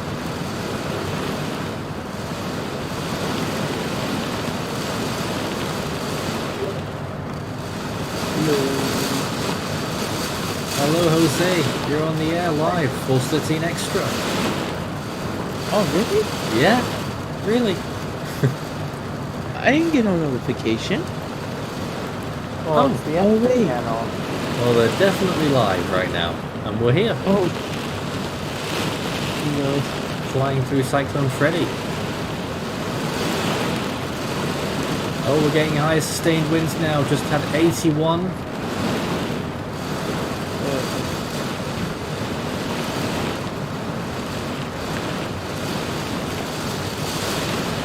A gust of 104 again there. Oh, 109 as well.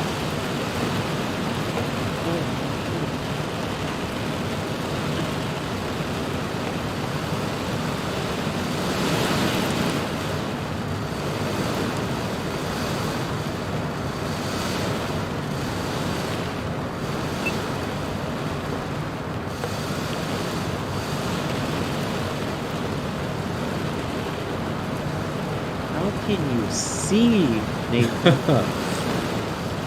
Well, that's what and- instruments are for. Looks like you just fell into a volcano. It is a bit like that. It's sunrise, but yeah. Oh. Good thing my lights are on or I'd be flashbang by now.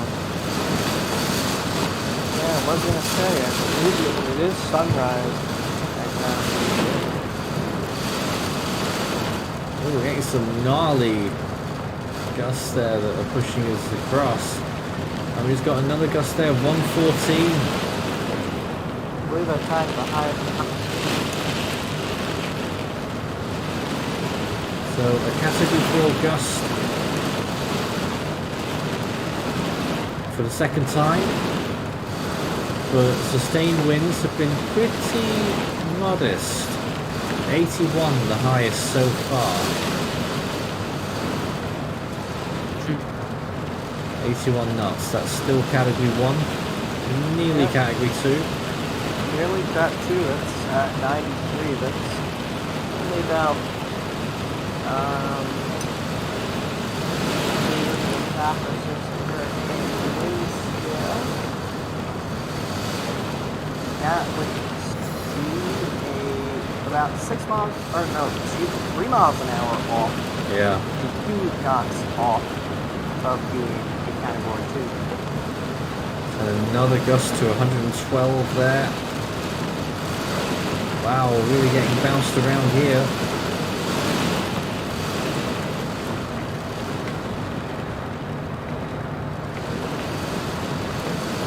How high are you, Nathan? Quite low. Generally Oh, between 500 and 1,000. Low level recon. It is indeed. Just had another gust of 113. Just starting in the category 4 gun. And we just got a sustained wind of 83. I think that's the threshold for category 2. That is the threshold. It is 83 to 95 knots. Category 2. Oh wow, these winds are way up. We just got a sustained wind of 88.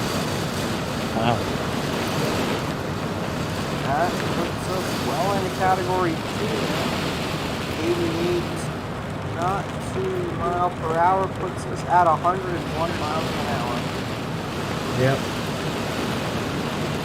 And now it's just dropped quite a bit. I just saw the sea briefly there, so looks like we're leaving this one now, nearly.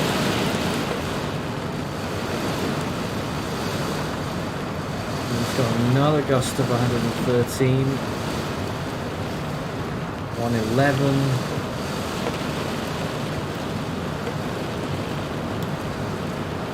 And here we are emerging out of this cloud.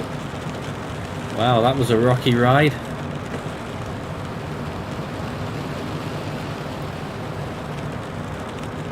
Right then, where should we go next? Trying to figure out where we are now. We're in the southeast, which is actually quite quiet generally. There's not much going on out there. So let's try and figure out where we should go next. Probably north or northwest.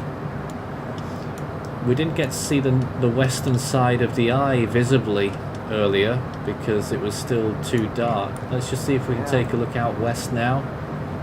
Can't see much yet because there's closer clouds blocking the way, but let's get some throttle up and get us a little bit higher for a bit.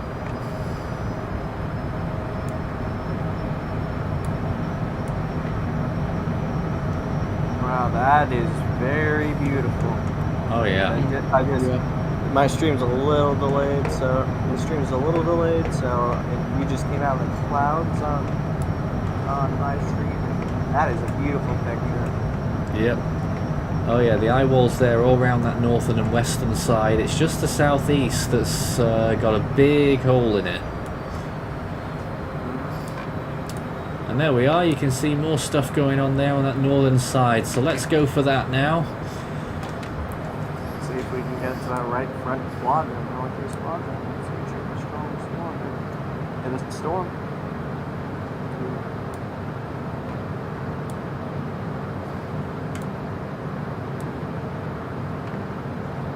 Now, did you come out of the edge of the storm, or you came out in the eye? I believe you came out on the edge. No, it's the eye. This is all the eye. Just that the southeastern part is completely open. Oh, sweet.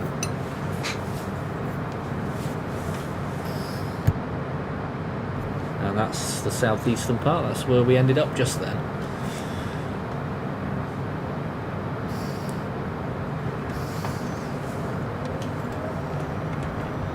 Right, we got to get all the way over there now, so we'll just get a bit more speed up and height, and then we'll drop back down again. But yeah, that's a view of the eye on most sides right now. Still quite a clear eye. Don't remember all these low-level clouds being here when we first got here, though.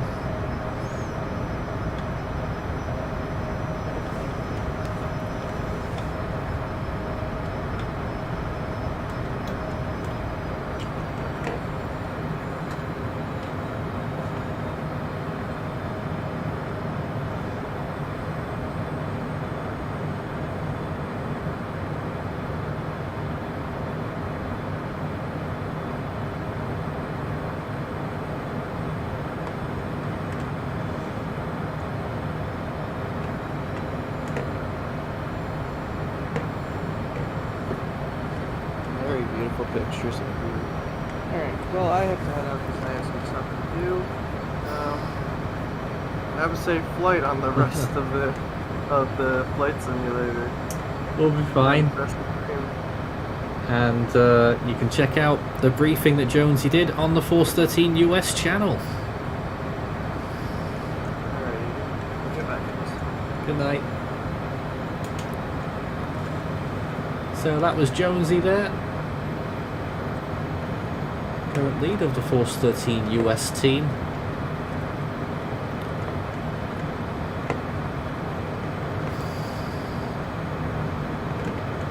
Now, let's try and figure out where that closest red zone is. It's off to our right, I think.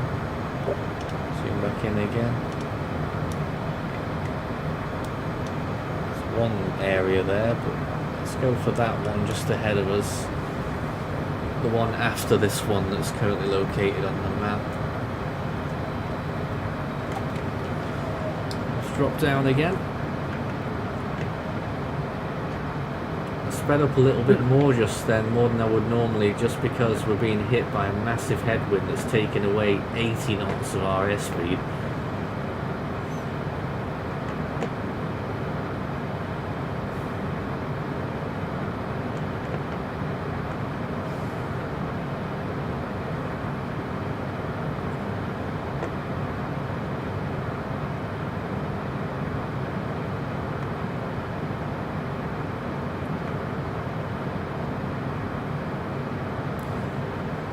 So if you just got here earlier, we got a pressure of 982 millibars at the centre of the storm, which it's obviously going to be lower than that in the real world, but never mind.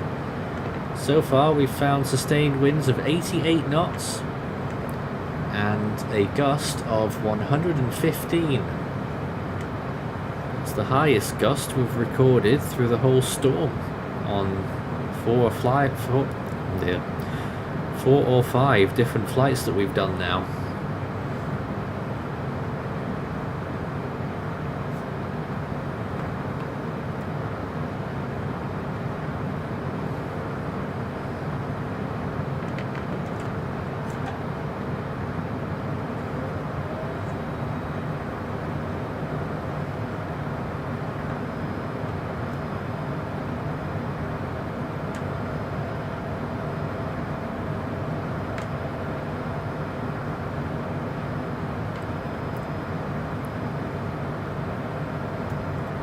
How's it going, Nathan? Well, we're just heading on to the north-northwest to enter our next part of the Eyewall.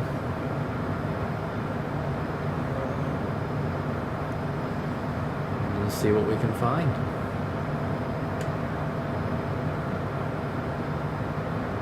Wait, isn't that part the strongest, or?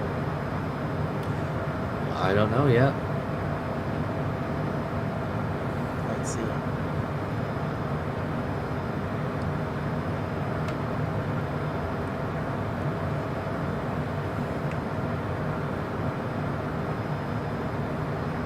trying to figure it out, which part's the strongest usually in the southern hemisphere.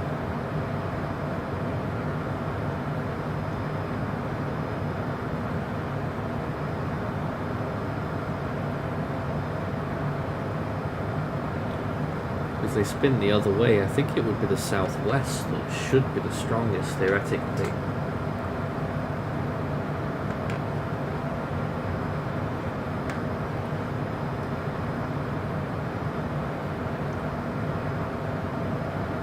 Yeah, pretty sure it's the southwest.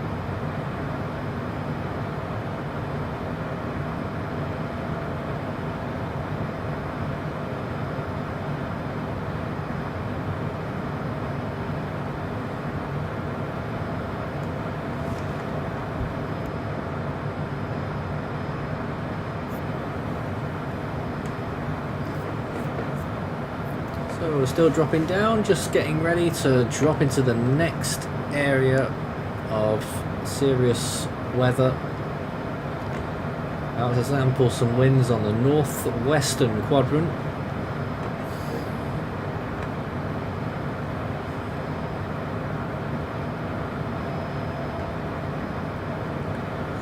Now got a bit more daylight.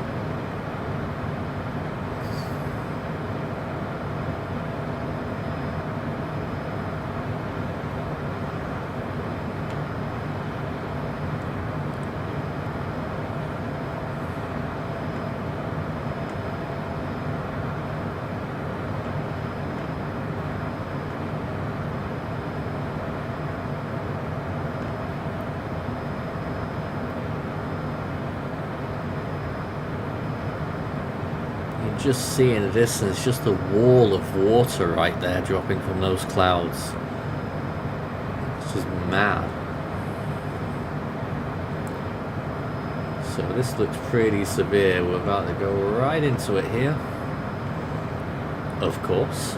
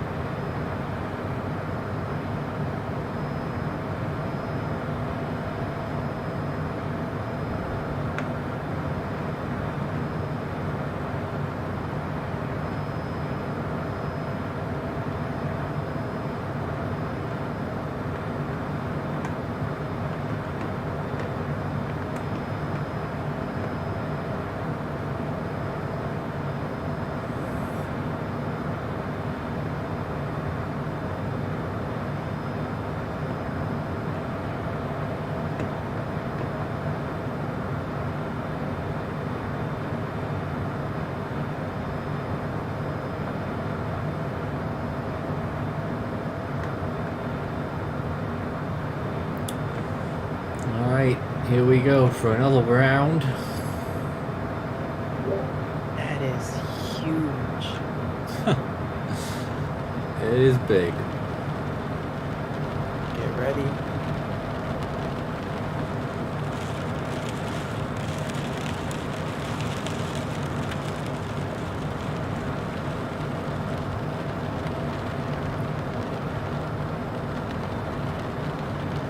Looks like we've had a bit of a false start there. We're not properly in it yet.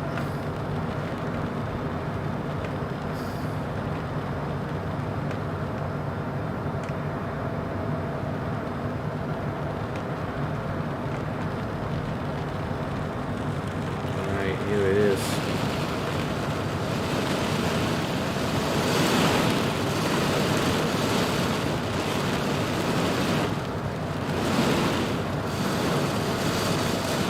Oh wow, winds are really low here.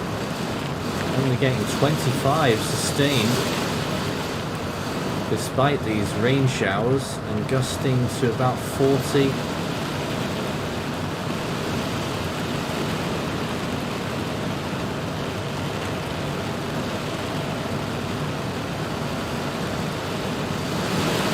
It's getting stronger though. Now getting gusts of 60, sustained 30. Now getting gusts of 75.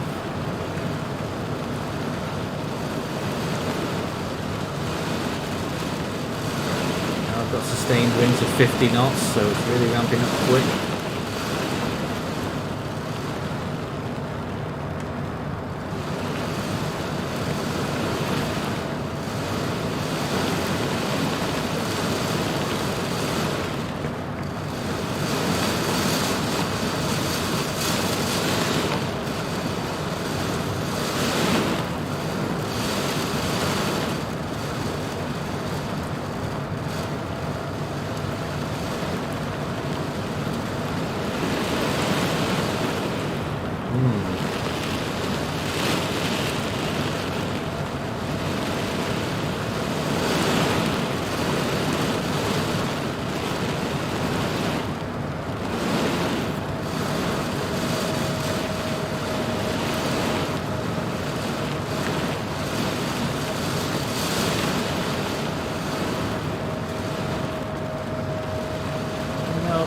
not that major. Sustained winds hovering near the 50 mark with gusts of around 75.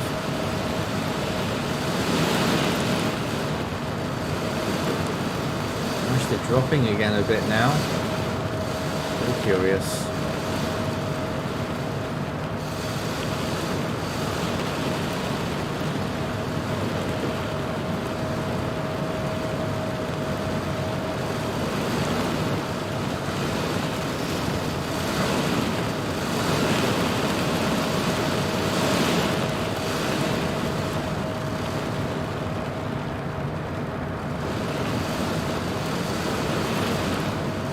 Still got 50, not sustained.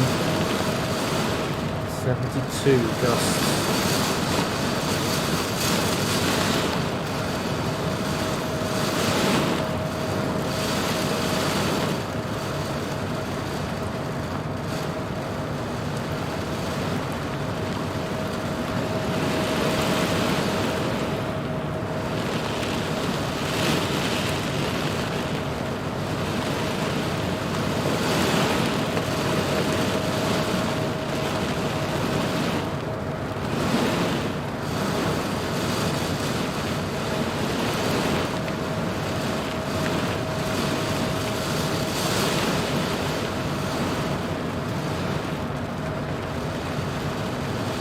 Real trend here, it's stayed quite the same throughout. A little gap coming up and then we're going to enter another bigger area. It's probably more to do with the Eyewall, so I'll definitely watch out for that one. But at the moment, despite all the bouncing around, we're only getting sustained winds of about 50, if that, with gusts to about 75, just got 75 again there, 79 actually. Oh, it's going up here, 85.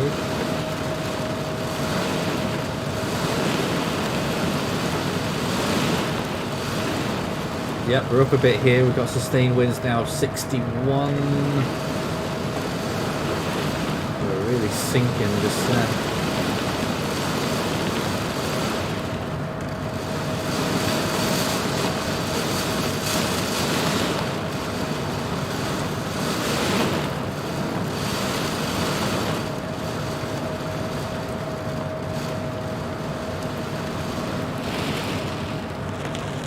And we're out.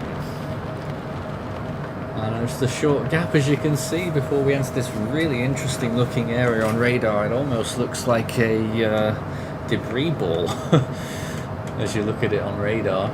Obviously it's not, but it does look quite cyclonic in its own right, as if it's like a supercell tornado kind of thing. It won't be, but could be a mesovortex or something along those lines. This one could get a bit bumpy, let's see. As if the last one wasn't, by the way.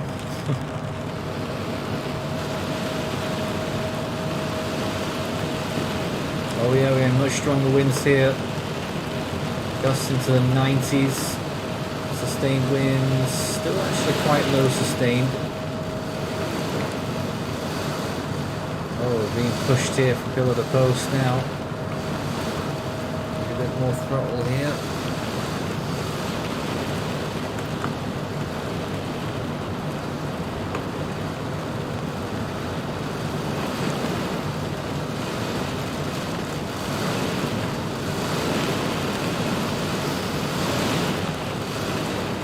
Sustained winds 58.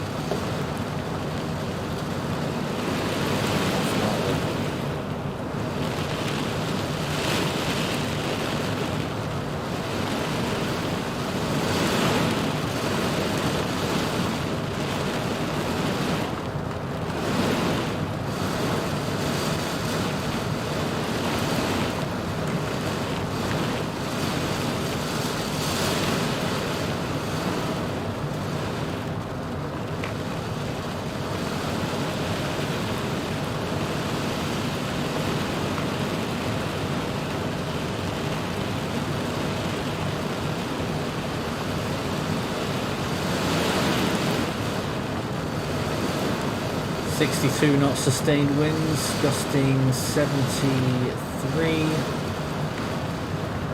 We're about to exit this area and we're going to move on to the next big red blob over there on the northwestern side.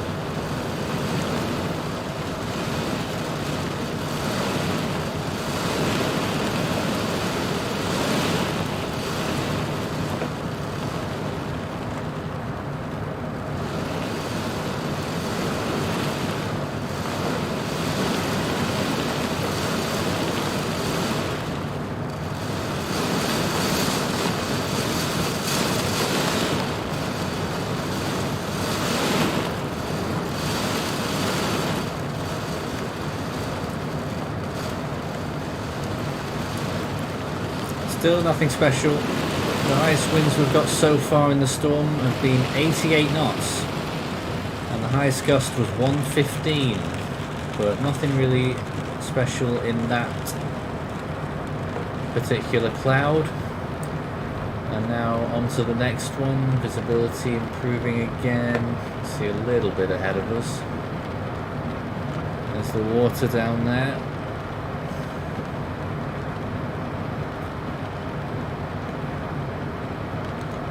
We're actually getting higher sustained winds out of the cloud. We've got 71 sustained right now.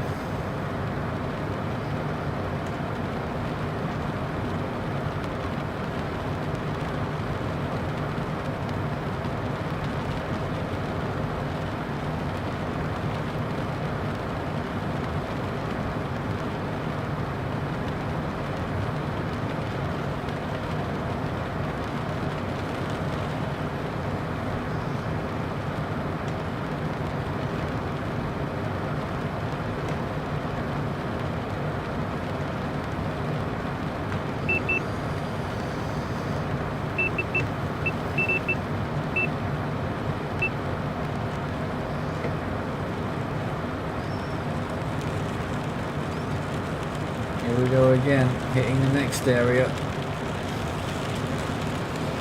Buckle up.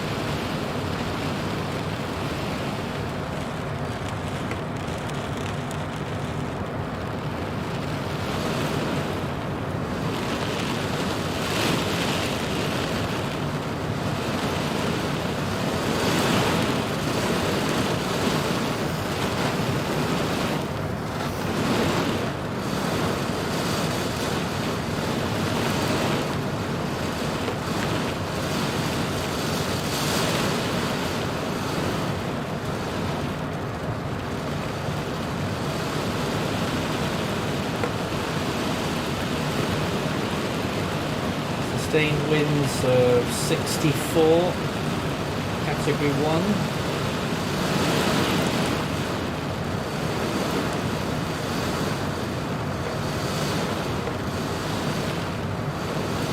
It's actually decreasing a bit.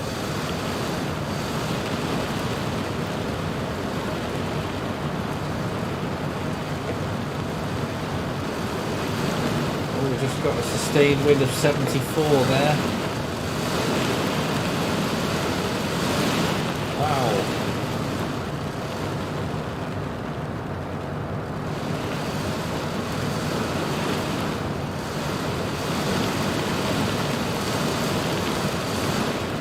Being blown around a lot.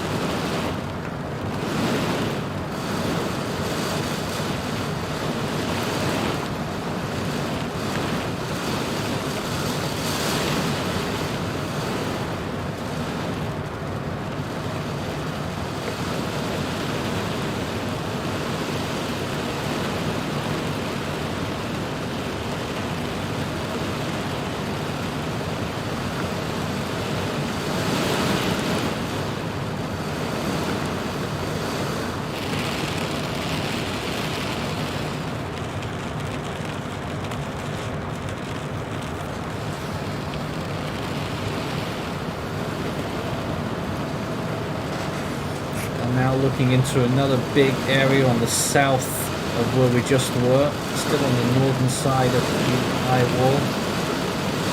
The eye, really getting thrown about here, but we're not getting any special numbers, really. We're still at about 63 knot winds sustained. Gusts are only getting into the lower 80s. Despite all the trouble they're giving us.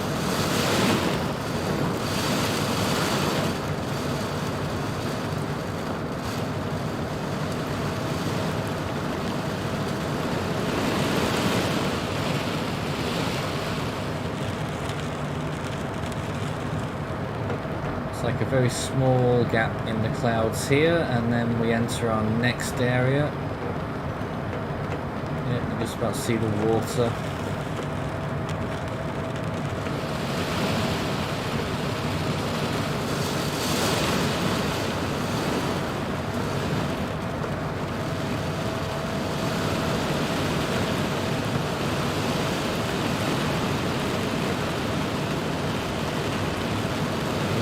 Six 92 knot gust there.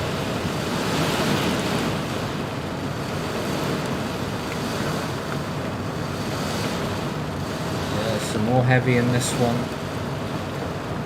Sustained winds of 61.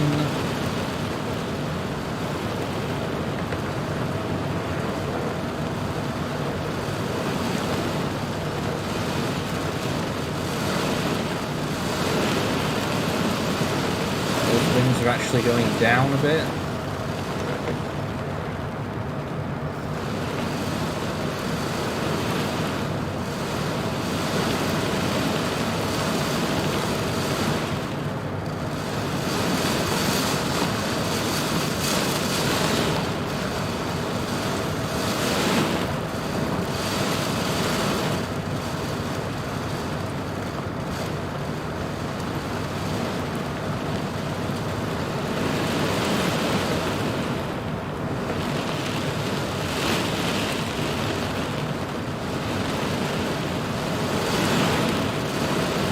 Knot gusts, but really nothing much compared to what we should be seeing.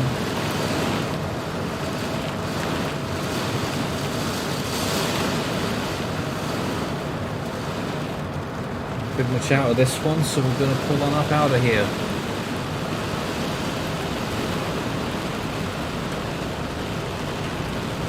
There's the exit.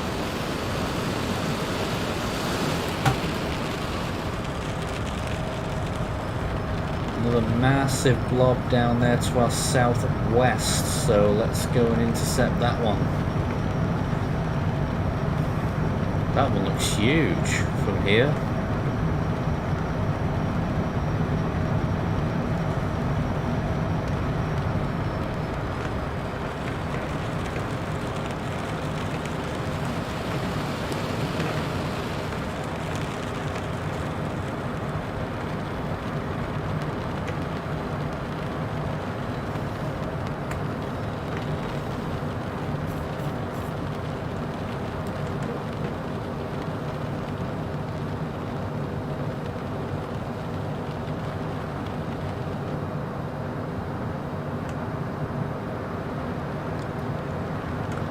So there's a massive red zone ahead of us there. Let's just see if we can zoom out a bit. Wow, wow. That's the last area that we haven't sampled. So we're going to sample this enormous red zone ahead of us. And then we'll call it a day.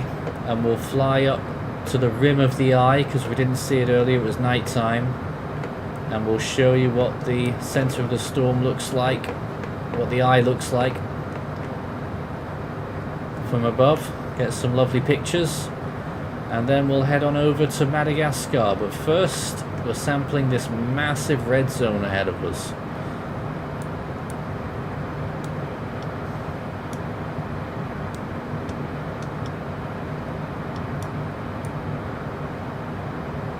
And there it is, represented in visual form. You can see it underneath all those clouds. That's our big red zone, and that looks like an Eyewall if I ever saw one. And a rainbow. Lovely.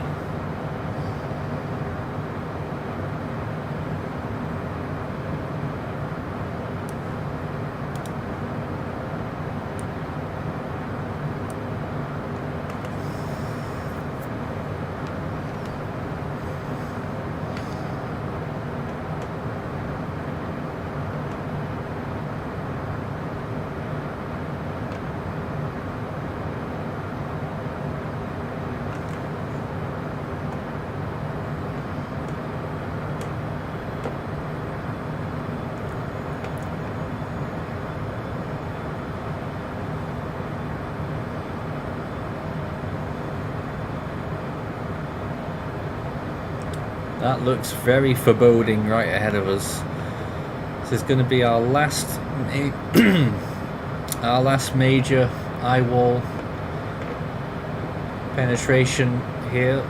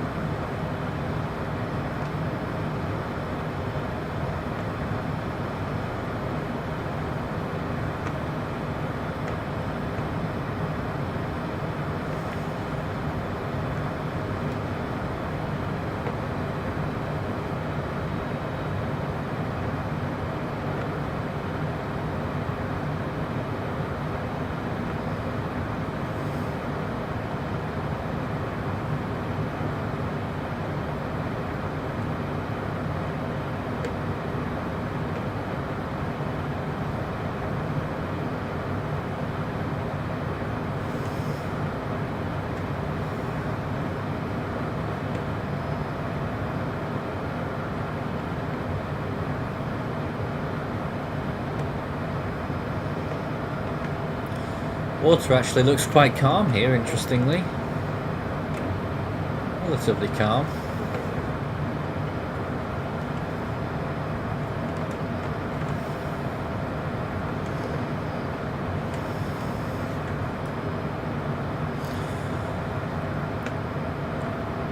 But this that we're about to enter here looks pretty serious. The most serious one I've seen tonight, I think, on radar. But how will it be in reality? We're about to find out.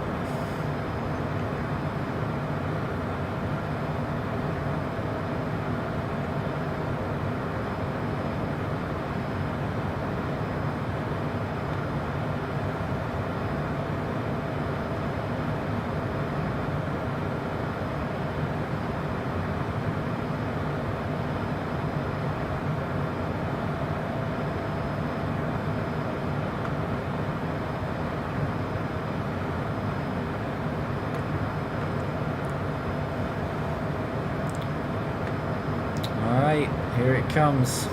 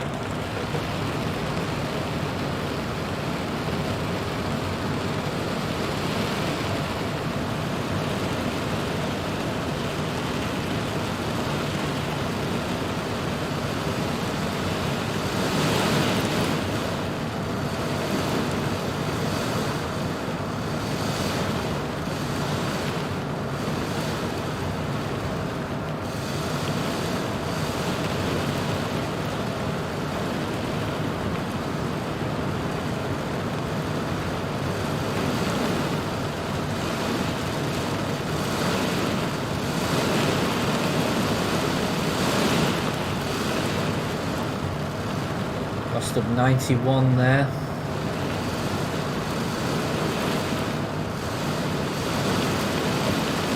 Sustained winds barely getting to 60 though, really.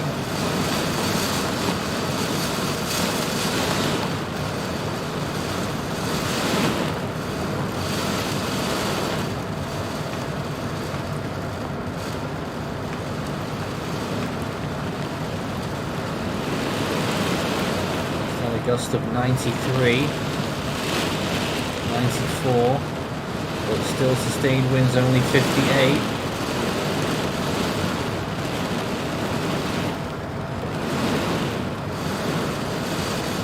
Although it is rising now. Yep. Sustained winds of 64.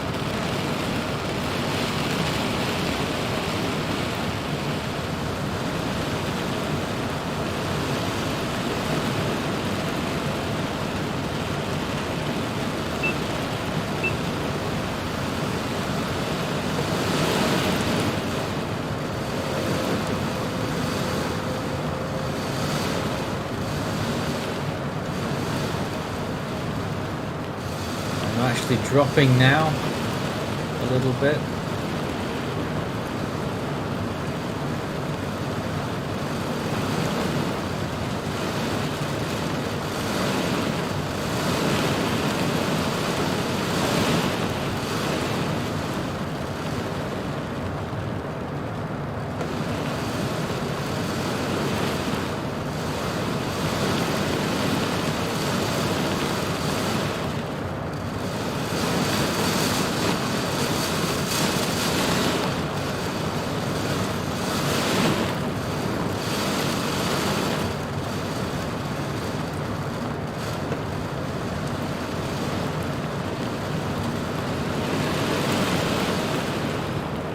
Really not getting major winds here.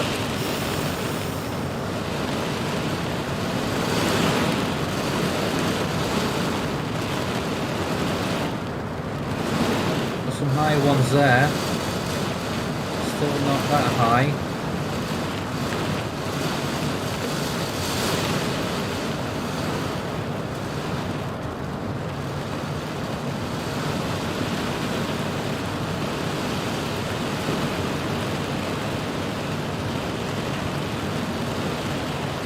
Alright, higher now, sustained winds of 64. Gust to 88.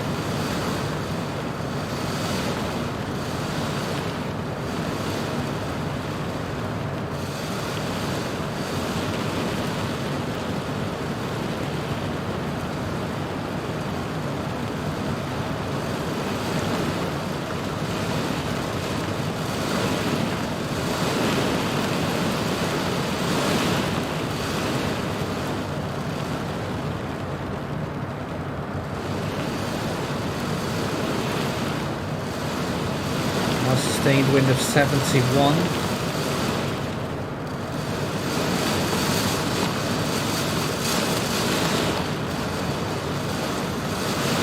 '72.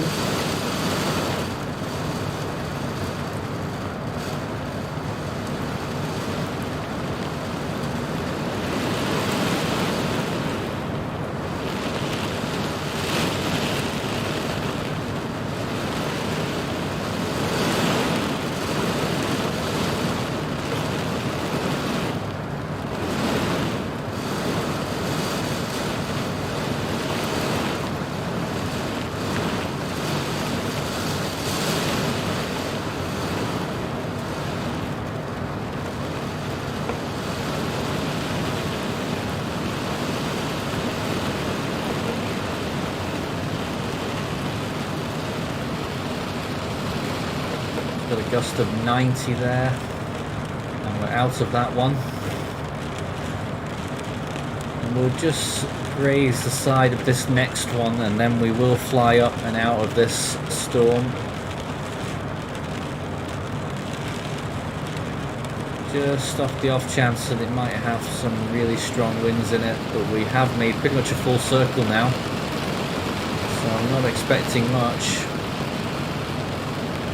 So a gust of 93.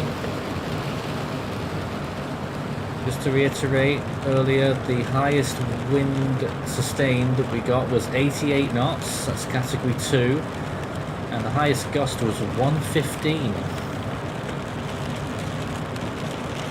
Yeah, there's not much going on in there. Right then, let's get up and out of this and take a look at what it looks like from a high altitude.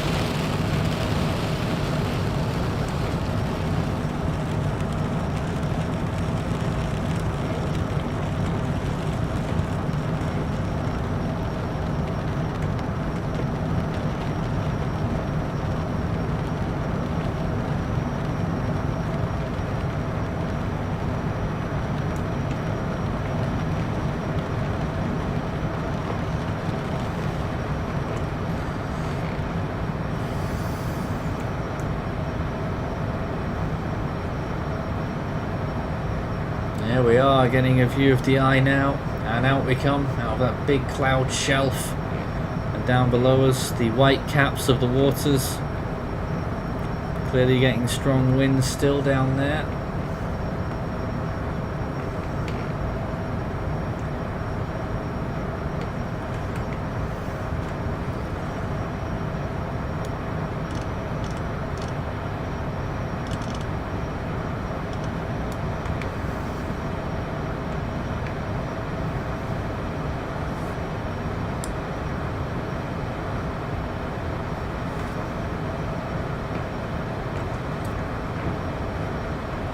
Right hand side, and on the left hand side, and you can see the size of the eye and all of those storms that we went through earlier.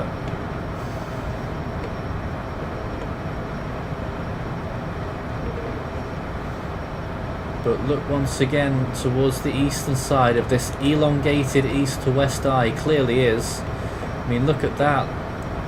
We're looking north here, elongated up the northwest there, and elongated down towards the southeast. And over there in the distance, down to the southeast side, there is nothing there. Look at that. Just some low cloud. So, enormous gap that was on the southeastern side of the eye, but it's moved more round to the eastern side since we got in here.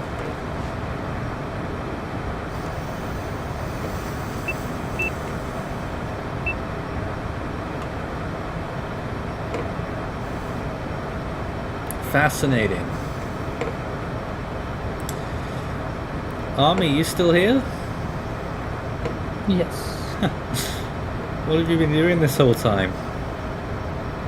Producing a forecast gun, which is just about to be posted. There was a comment earlier that Freddy made the latest satellite images showed to them that it might be coming back. What do you think? Yeah, it did have. We had a microwave pass come out, and the old inner core seems to be pretty much gone. And now on satellite, it's wrapped convection all the way around the eye again. So Wow. I don't know what Freddy's doing. Oh god. Not strengthening again, is it? Hopefully not, but yeah.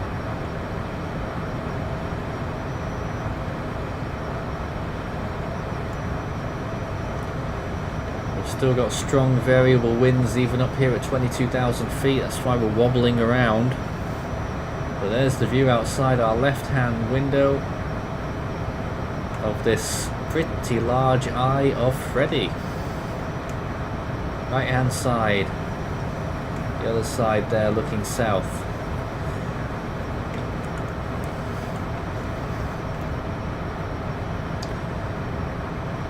Just getting up real high so we can take a proper look round the eye from above. And then we'll head on home to Manjari in Madagascar.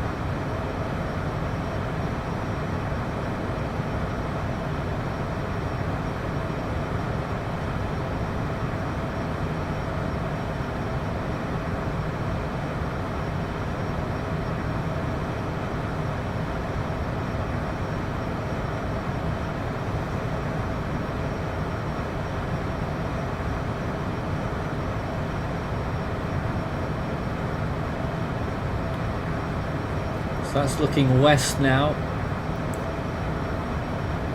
Massive bank of clouds there, pretty strong on that western side, I would say.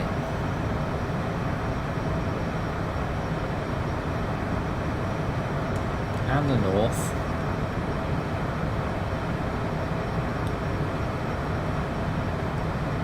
And then it sort of abruptly comes to the end, to an end when you get towards the southeastern side.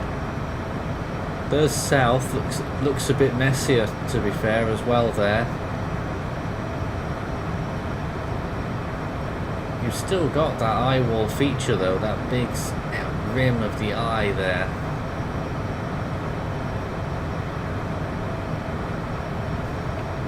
And then in a minute you'll see the southeastern area, which looks a completely different story.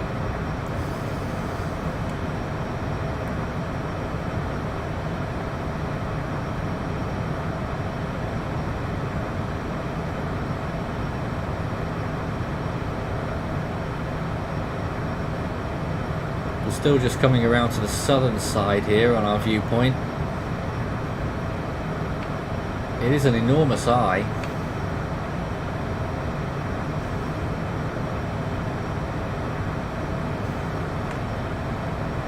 And there you can see the gap starting to open up there in the distance now, looking south. And then especially as you start to look further southeast, big gap appears. Big gap appears. You've just really got the high cirrus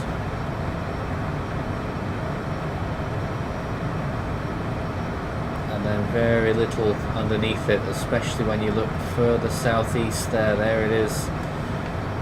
On the left hand side, sun glint all the way nearly to the horizon there, hardly any clouds.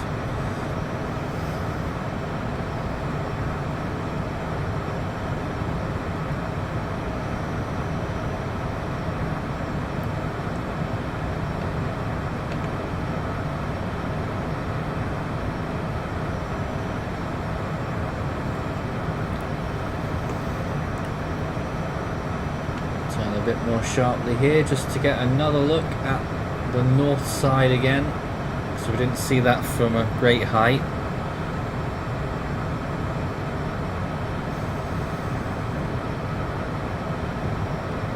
So look, there's eastern side again, bereft really of anything much. Then when you get round to the northeast and north, it starts to build back up again. And there you can see those big shelves round back to the north side. That looks fairly strong. Still an impressive storm all round though. We only caught category 2 force winds, but it's clearly still stronger than that in the real world.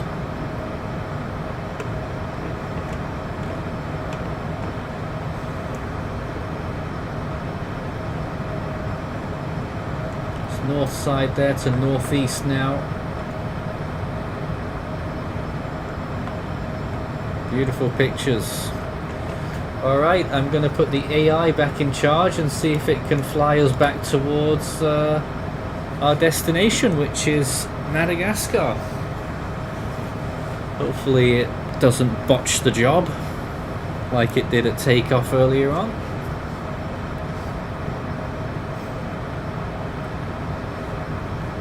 And now that AI is in control, we can pan around a bit more freely and take a look at some stuff. That over there is still an impressive looking big shelf of cloud and rain. That was probably the wettest part of the storm there in rain rate. And now we're looking back towards the west side. I mean, the west side doesn't look that good. It's quite shallow.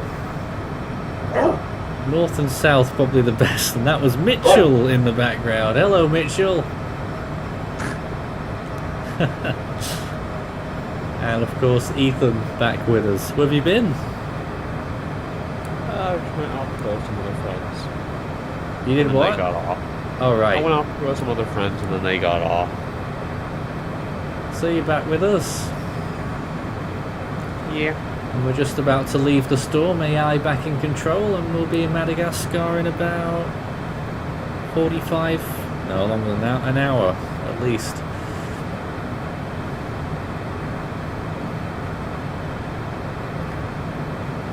So in total, in the end, Ethan, we got sustained winds of 88 knots and gusts to 115. Not that bad. I don't know, I was expecting a bit more. Although that was the highest gust we've recorded on any flight during this storm. I wish you get it during the weekend part.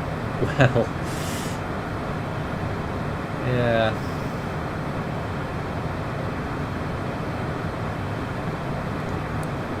But yeah, looks like AI is in control.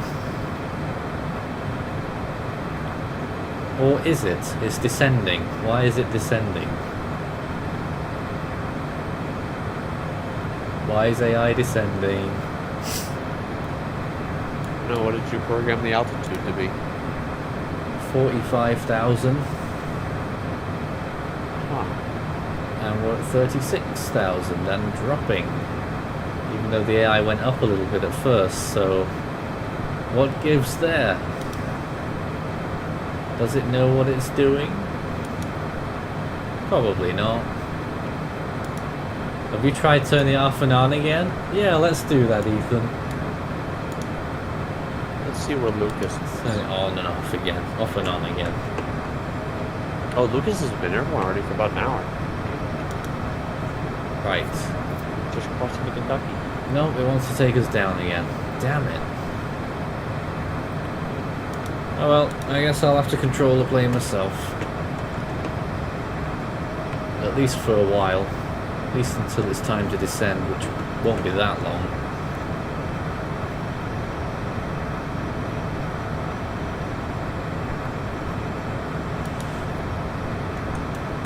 A final look at the eye from here.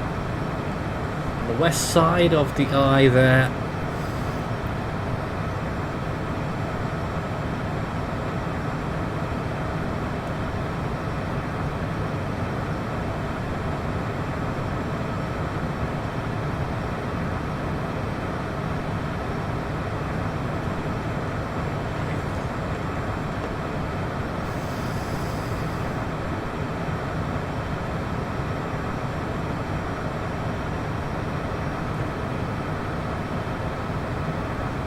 How have you been holding up on? Pretty good. Just finished that forecast kind of too soon. And Freddy's looking interesting. I know, you downgraded it to 120 miles per hour. Yeah, and then it blows up a massive convective burst that wraps to the north side. Bit of a Huh. concern. That might have been a little bit low. I probably would have maintained 125 miles per hour. Yeah, maybe.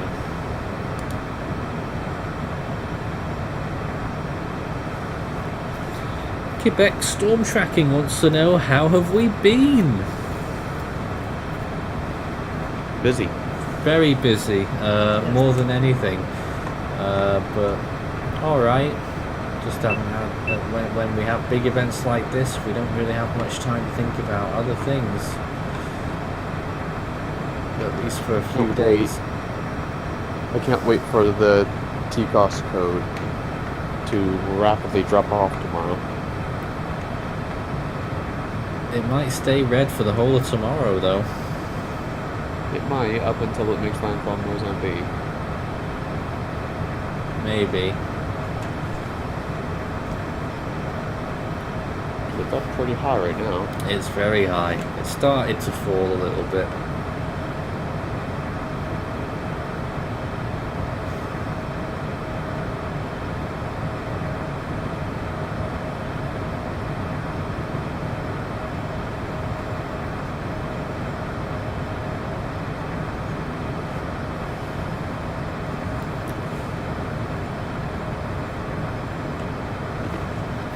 Oh, and there's another happy customer. Quebec Storm Tracking again, saying that they were looking at the Dorian documentary that we made and it was very nicely made. It's amazing that people are still only just watching it for the first time today. It was one of our finest pieces, and I am hoping to make some more documentaries for storms in general this year.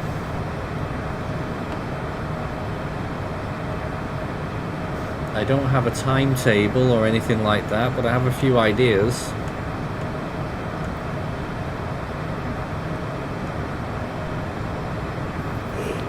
Suppose I could do some more East factory analysis. And of course we've got our animations. I finished 1909 West Pacific. I don't know if that's coming down the track anytime soon, is it?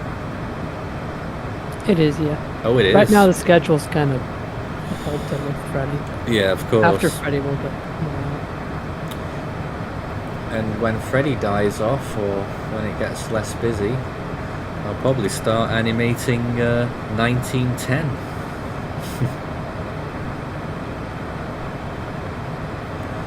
1910 West Pacific. Another interesting year. And you'll find out why.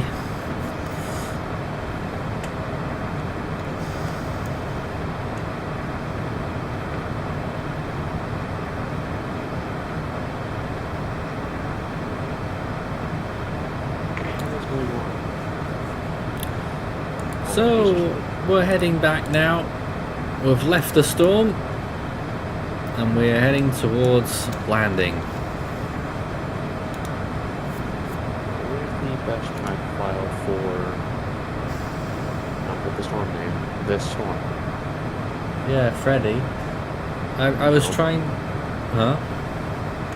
I'm reanalyzing another storm. Oh. I couldn't find the track file for Freddy though. It's on the ATCF system.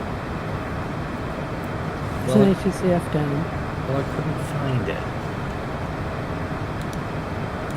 Pretty sure ATCF is also... It's been down, I think, since yesterday. No, ATCF is still working, it's just not updating for the latest.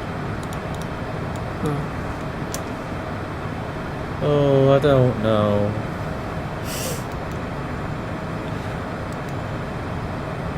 Check discussion, Nathan, for the link. And that should give you Freddy's best track. Hold on. I might have found it myself here. Let's have a look. Ah, they've put it there now. I was wondering where they'd put the track file for storms. They'd moved it. I've found it now. Great. So they still uphold that first Category 5 peak, which I think is nonsense. What, the 140 not one? The 145 not one, yeah. Hello. And there's Black Belt. Hi. How lovely to see you. I was checking railroads. Literally nobody believes that was a Category 5. What? I think the only evidence of a Cat 5 at that time got recalibrated, so... I thought I saw it no get like, evidence. I thought I saw 135 knots. When? Well, I remember, we're like, the talking one that about you like were the talking about first, earlier. Yeah, the the first peak. JTWC Cat 5 peak. And just to let you know, Black Belt, you are live on Force 13 Extra. We're currently flying out of Cyclone Freddy. Oh, I thought you guys were just in the general call. Hello, stream. Yep, hello. And we're headed towards landing now in Madagascar. Beautiful day out for it. Any thoughts that you'd like to share on Freddy? Really unusually long track system. I wonder if Certainly it is. breaks the record for the longest distance for a Southern Hemisphere system. No. What storm takes that record? Winston, I believe, actually. Oh, it really?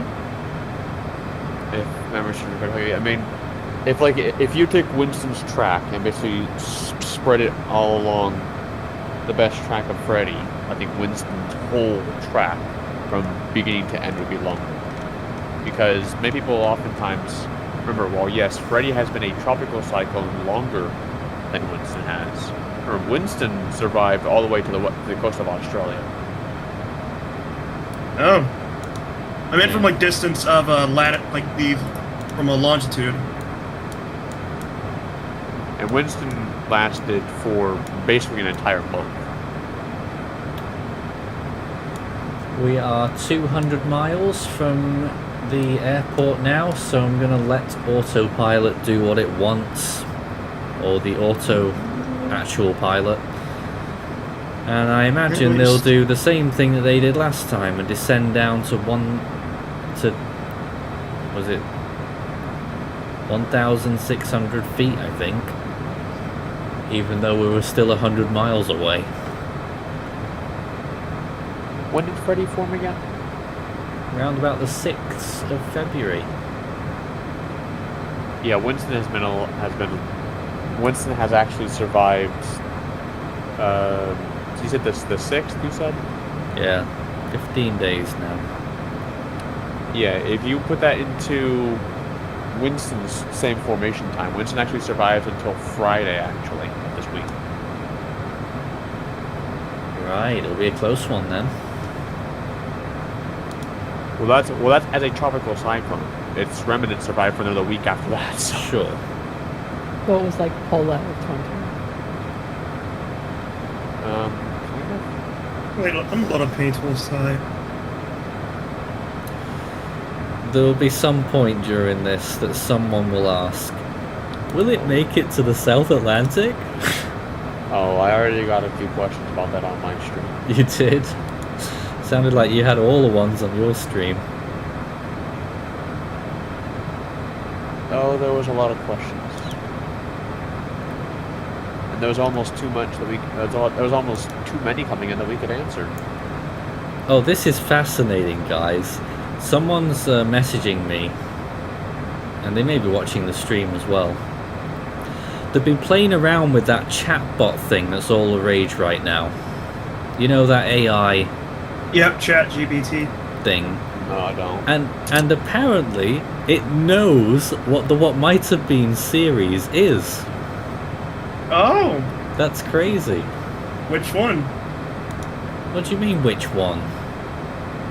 Everyone? Your one? Or other HHW ones? No, or it- whatever? Or mine? No, it understands Force 13's What Might Have Been concept.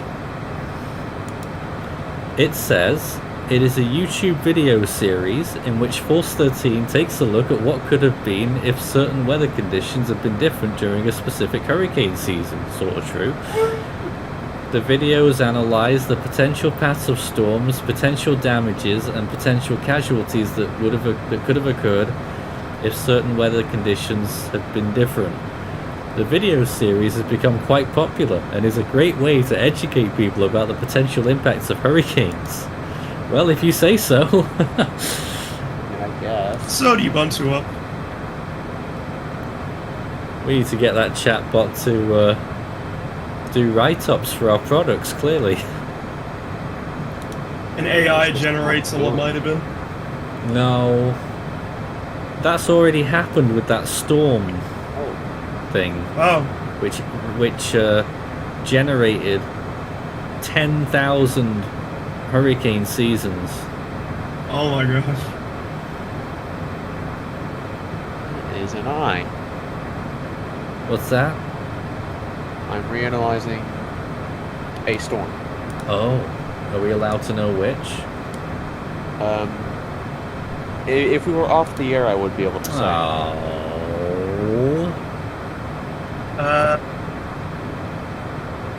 Because it would give away one of my upcoming E-Spec animations. Of course it was E-Spec. What the? What? It's not a surprise. This thing's gone from a Cat 2 to a Cat 4 in 6 hours. Oh.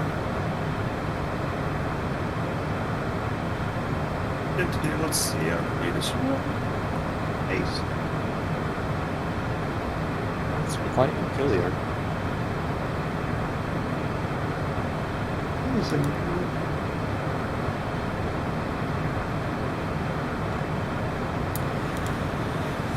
As people may know now, the flight back is usually pretty chilled. So I'll be, personally, my talking will be to a little bit of a lesser extent. And you guys just pipe up when you want, really. It's an open mic. I'll keep watching the comments.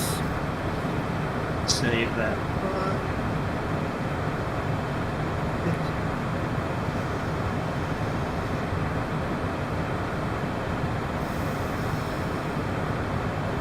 And thankfully I have a Blue Yeti mic because it's talking about bears.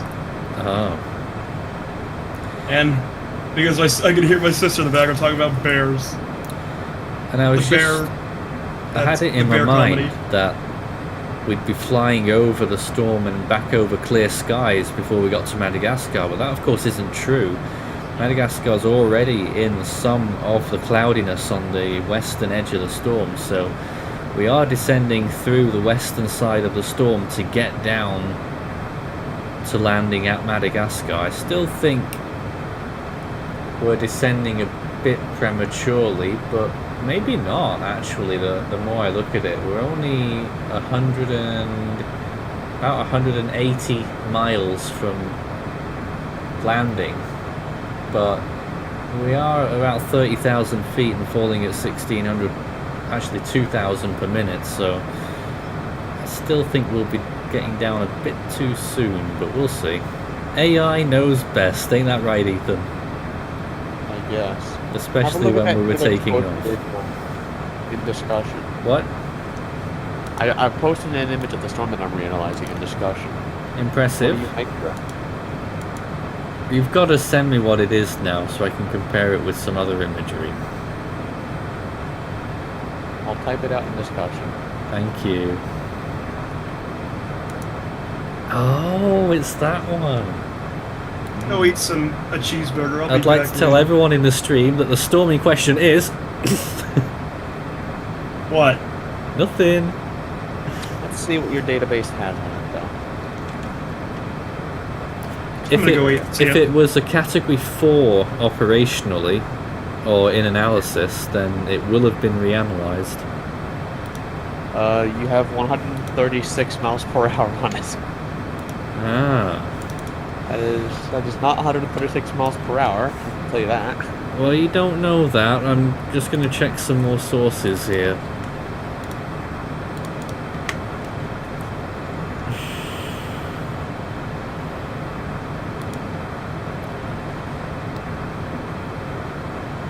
And on what date did it peak? 9Z on July 24th. You didn't have to say the month, that'll narrow it down. There's a lot of storms that have peaked at a significant intensity on July 24th. Fair enough. It's the East Pack in July. At the end of July. Yeah, that's a good point. Darby, Felicia, just a few around this date.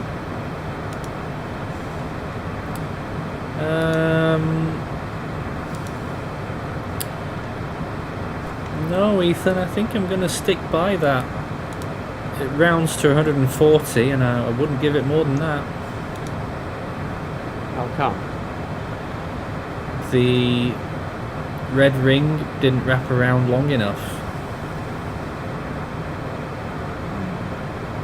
Yeah, it was quite short in duration. Here we are. We are now underneath all of that cirrus that was quite blinding, and we're back over clearer skies actually. As we get a little bit closer to reaching land, we are actually only... what's that? Yeah, we're about 105 miles away now, so 25,000 feet, 105 miles, Ethan. That sounds about right, doesn't it? Yeah, so I've decided to place said storm at 145 miles per hour for that point. Maybe.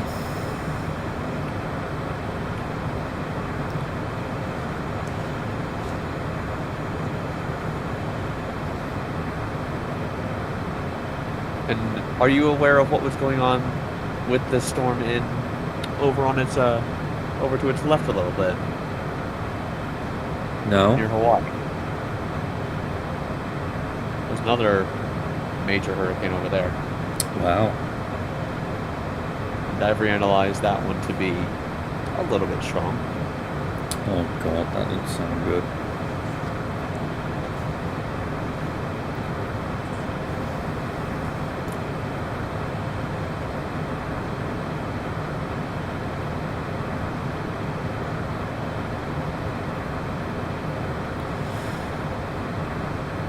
I would say that was another successful flight, eh?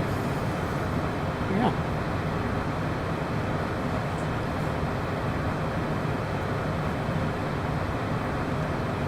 I'm still progressing more into the storm's life, and I can already tell it's about to collapse. After tracking Eastpak storms for so long, you come to know like when an Eastpak storm is about to collapse due to cold surface temperatures and increasing wind shear.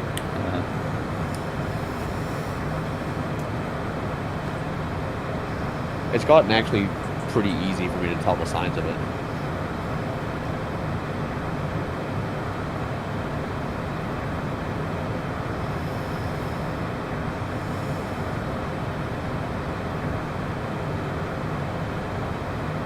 God, this thing is dying. Oh dear.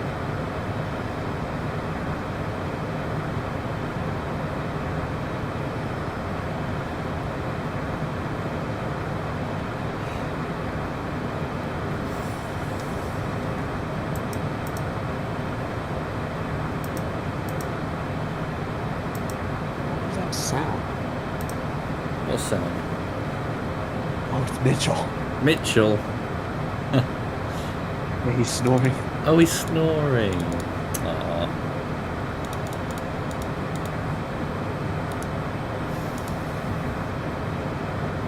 And rip said storm. Oh, you gotta be kidding me.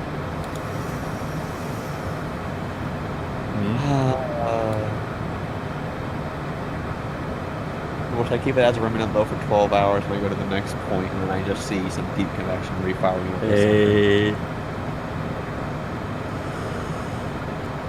So that'll keep it on as a tropical cyclone for a little bit.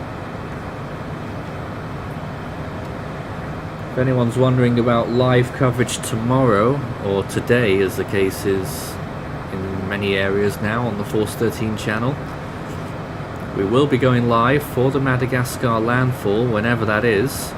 At the moment it's trending towards a 16Z landfall. That is 1 p.m. 7 p.m. Madagascar time and 11 a.m. on the US East Coast. It could trend a little bit sooner yet though, because it is still moving faster than forecast. Watch that space closely. We might be starting even earlier than that.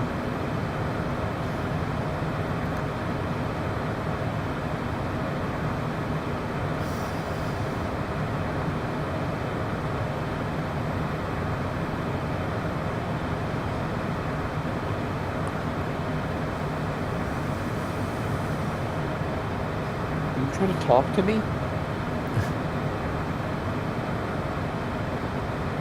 What? What?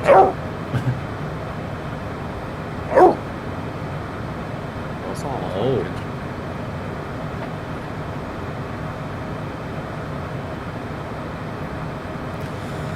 Yo, Mitchell.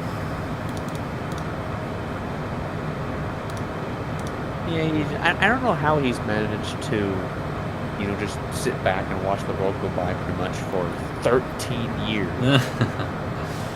I mean, like, us as humans, I mean, like, we get to do, like, all this technology and stuff like that. We get to go to school and everything. What do dogs get to do? Just sit around and sleep. They love it. They love it, and you treat them like kings. That's the difference. You know, treat Mitchell like a king. Yep, That's because he is. that's right. It's unfortunate that, like, I've never really had, like, my own room in this house. I did for like the first few years of my life, but ever since I got this dog, it's been a shared room. There's been a plea in mostly caps lock from Quebec storm tracking. Please bring hypo weather bulletins back. Bring your failed Australian accent. Don't bring the strap butt dance. Bring Tim's face. Bring everything, please, I beg you. What do you think of that, Ethan? Well, first off, I hate to break it to you. Strat and Tim are gone. We said don't bring back the strap butt dance. Oh yeah, so that's Now, not back. the main problem with the Hypo Earth Bulletin right now is that I would still want to do a satellite imagery section, and making up animated satellite imagery isn't really very easy to do.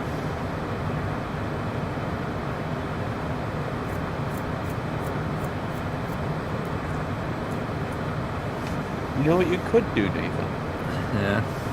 I bet that there's some way, but I know that, like, your hyper Earth bulletins that you did a while back, you generated those storms using your computer, right? Yeah. Maybe there's a way to put that on the Force 18 website as like a tracker. Maybe you just live stream it to YouTube. Well, we did do that. We did have an Hypo Earth tracker. Yeah, but you had to manually update it though, right? Yeah. Oh yeah, input all the data ahead of time, sure. We are actually getting close to land now. You can just about see the coast on the right hand side and ahead of us. A little bit hazy actually. But yeah, we're at 9,000 feet now. And let's see if the AI nails this landing, or even attempts to do a landing. Because you never know what you're going to get. No, they're probably going to do the usual landing. Like if you've ever seen me flying, and you just see a giant plane come in, they don't, like, what do you call it, flaring? Yes. Yeah, they don't flare at all. Yeah. So all three sets of landing gear touch the ground at the exact same time. Yes. Which in a real world flight is not ideal. No, not ideal. It does happen though.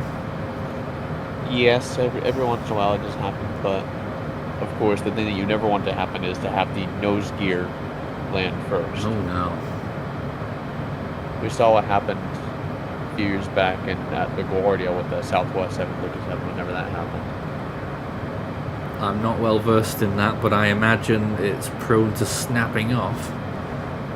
Well, the landing gear collapsed. Yeah, that. The nose gear collapsed, and the nose basically just slammed onto the ground and just slid down the runway. And it was pilot error to cause.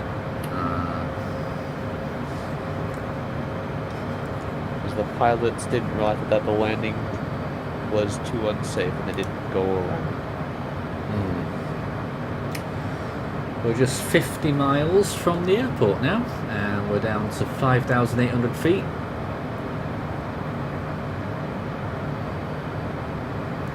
Our automated pilots still going strong. Very eager to see how they do when it comes to landing. Let's take a look around whilst we wait. There's the coast of Madagascar. It's such a long, very straight coastline along that eastern side.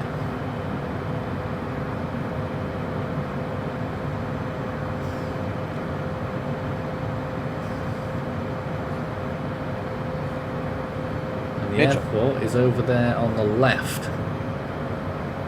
So they'll want to start making that turn pretty soon. Oh, there it is. Just as I say it, they're doing it.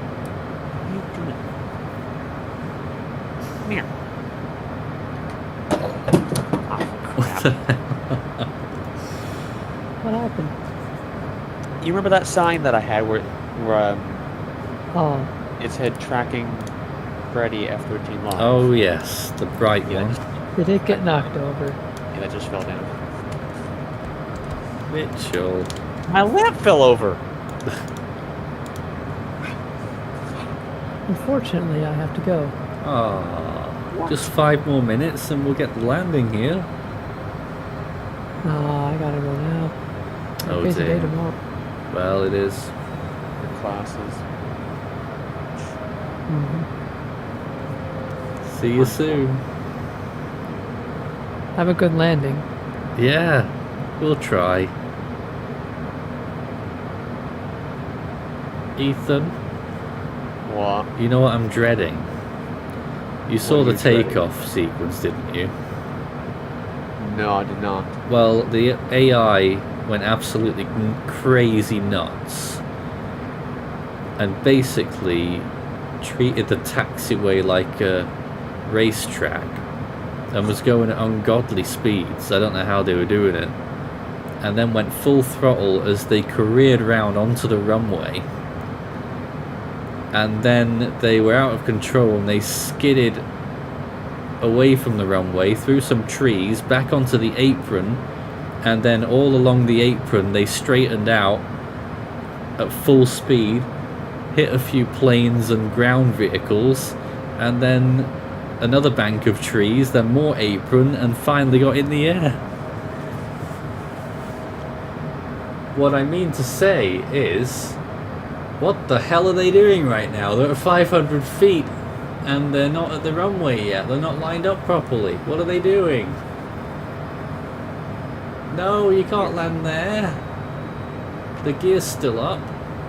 What are they doing? This is interesting. Where's the runway? So the runway's there. They're not lined up properly. Guys, it's not hard, is it? I'm terrified here. We're only at 400 feet.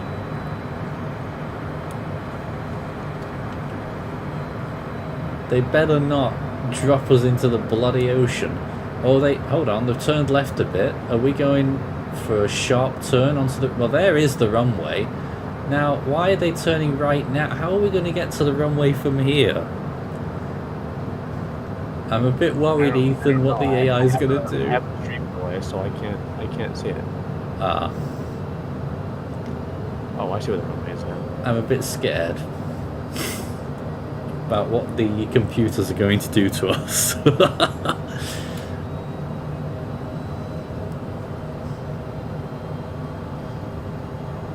We're going quite slow, 135 knots. If they put the flaps down, flaps are on half. They've not put the gear down. And now we've passed the airport and we're going away in the other direction, which is alright. That means that they're surely going to go and turn straight back towards the runway in a minute, or in a few moments.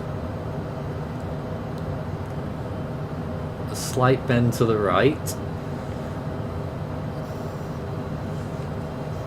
I'm terrified about what the AI have got in store for us here.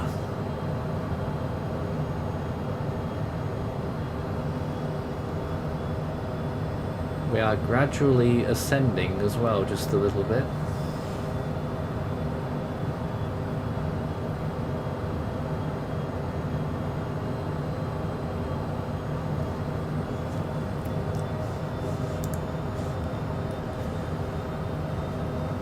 Come on then, what's the plan?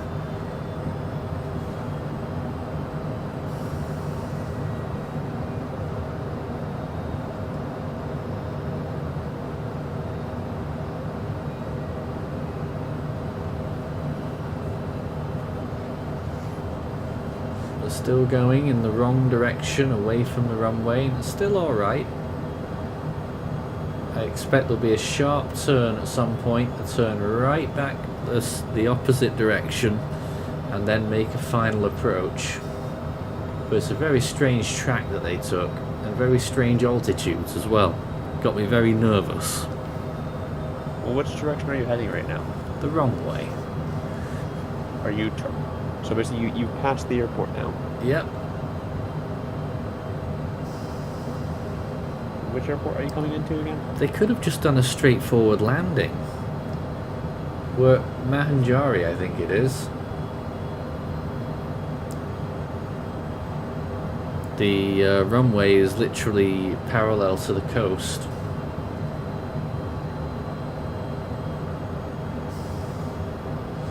Come on, AI, I want to see them do it.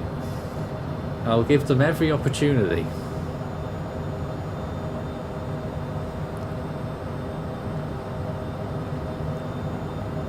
Make that turn.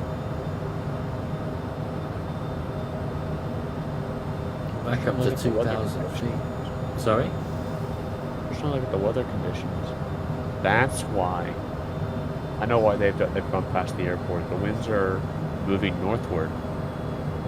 They are. Wait, the winds are moving northward? Yeah, that's the... They'll be landing in a tailwind. Yeah.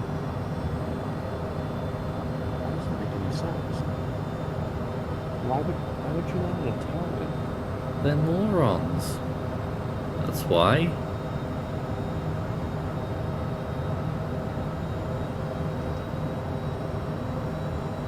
Come on, when are they going to make this turn? We're nearly 50 miles beyond the airport now.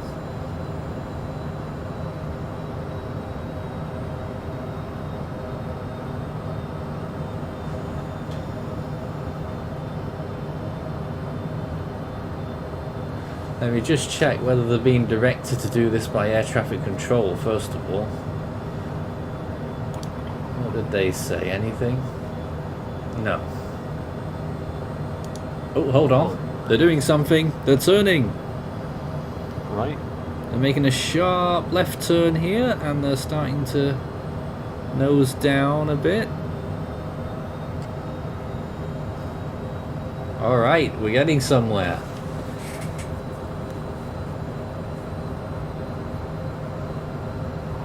Oh my god, is this storm gonna have a fourth peak?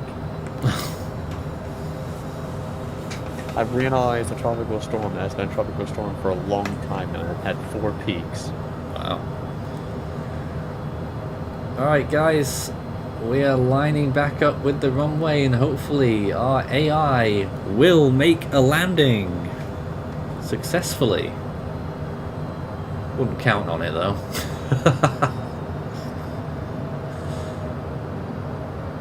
Look at the image I just posted in discussion, Nathan.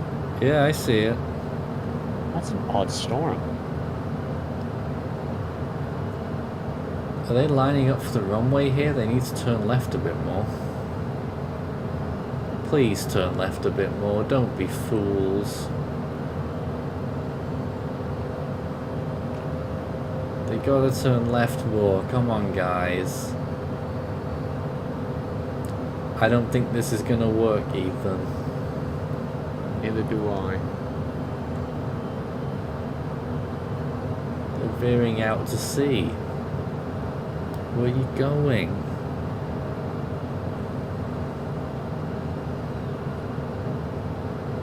This is odd.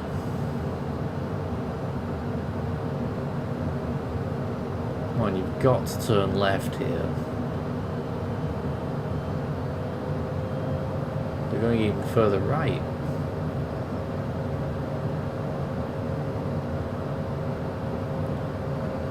Well, that is nowhere near the runway.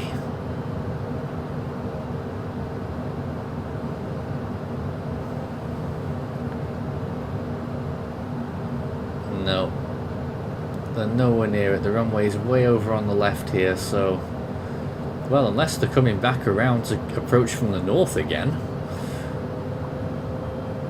Maybe that's what they're doing. But if they don't do it soon, I will intervene.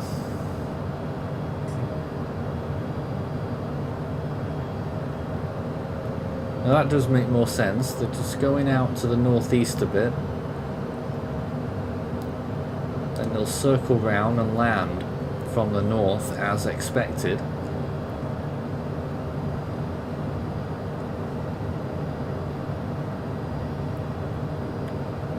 Let's see them do it.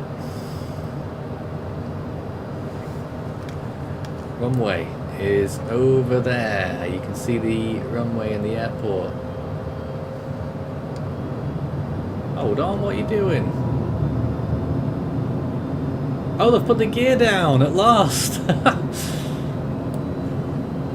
They're definitely trying to land then. Hold on a minute. They've not passed the airport yet. Are they trying to go left towards them? No, they're not. Okay, good. Alright, gears down. Come on, AI. I want to see them do this without any help whatsoever. It would be great.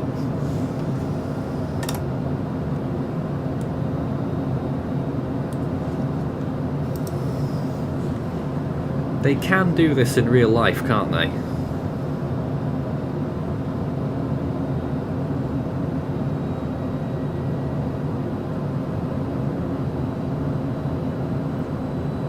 Alright, we are parallel to the airport now.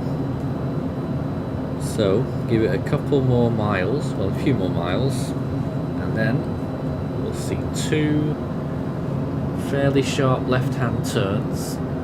And then we'll be lined right up with the runway. Let's do it, AI.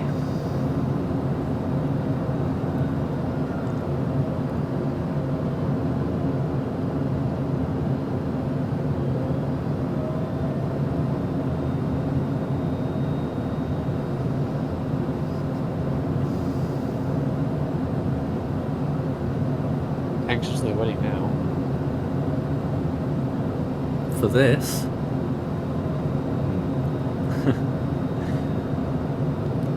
Alright. First left turn should be coming up within the next minute or so.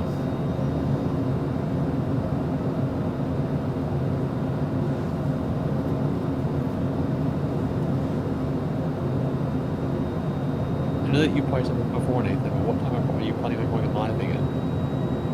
For the landfall? We aim for 2 hours before landfall, as if we can predict that properly. So, as it stands right now, we're probably going to go at 14Z.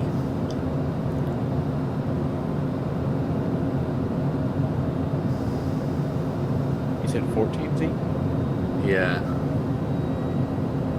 It's 10 a.m. here. There's a little left turn.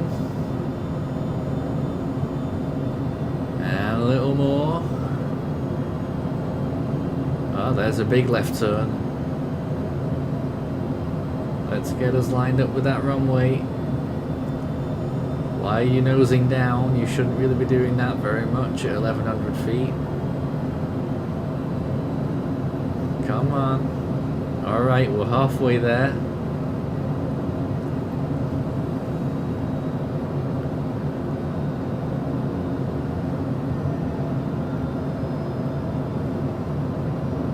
Let's get to the runway. Can we see it from here? I think it's in the blind spot behind this big pillar here. Oh, I think that might be it over there, just appearing on the left. You absolutely could take over right now and land it yourself. Of course I could, but I want to see AI do it. I have a soft spot for them.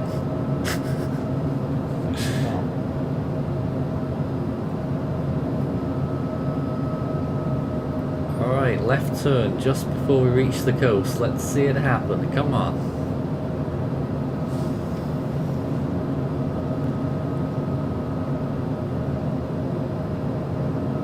Do you see on your display panel there, Nathan? To the left of your radar screen, do you see the plane's registration there? The what? Where it says on the far left-hand side, Yeah. it says G-EZGY. Yeah, that was just for my Gibraltar flight. Remember when I filmed that? I've not changed the code since. Alright, I think we're probably lined up this time. There's the runway. Yes, let's go AI. Let's go. We are poised to land. They won't get a better opportunity than this.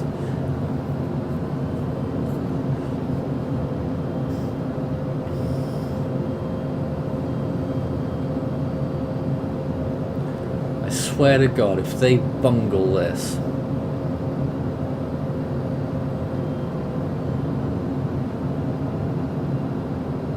It is a fairly short runway, but I'm sure this plane can handle that.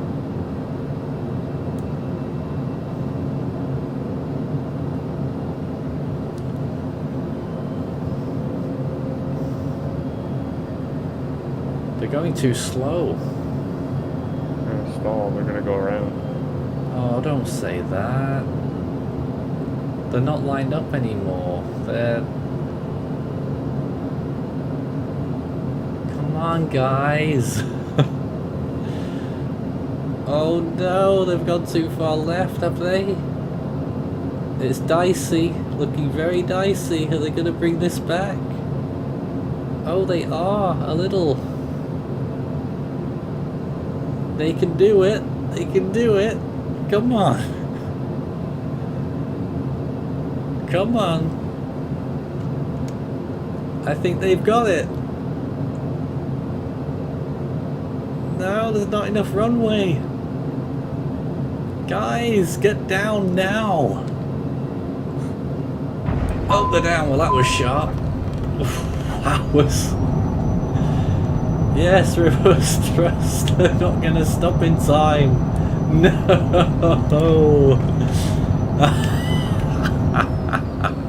I'm assuming you've crashed.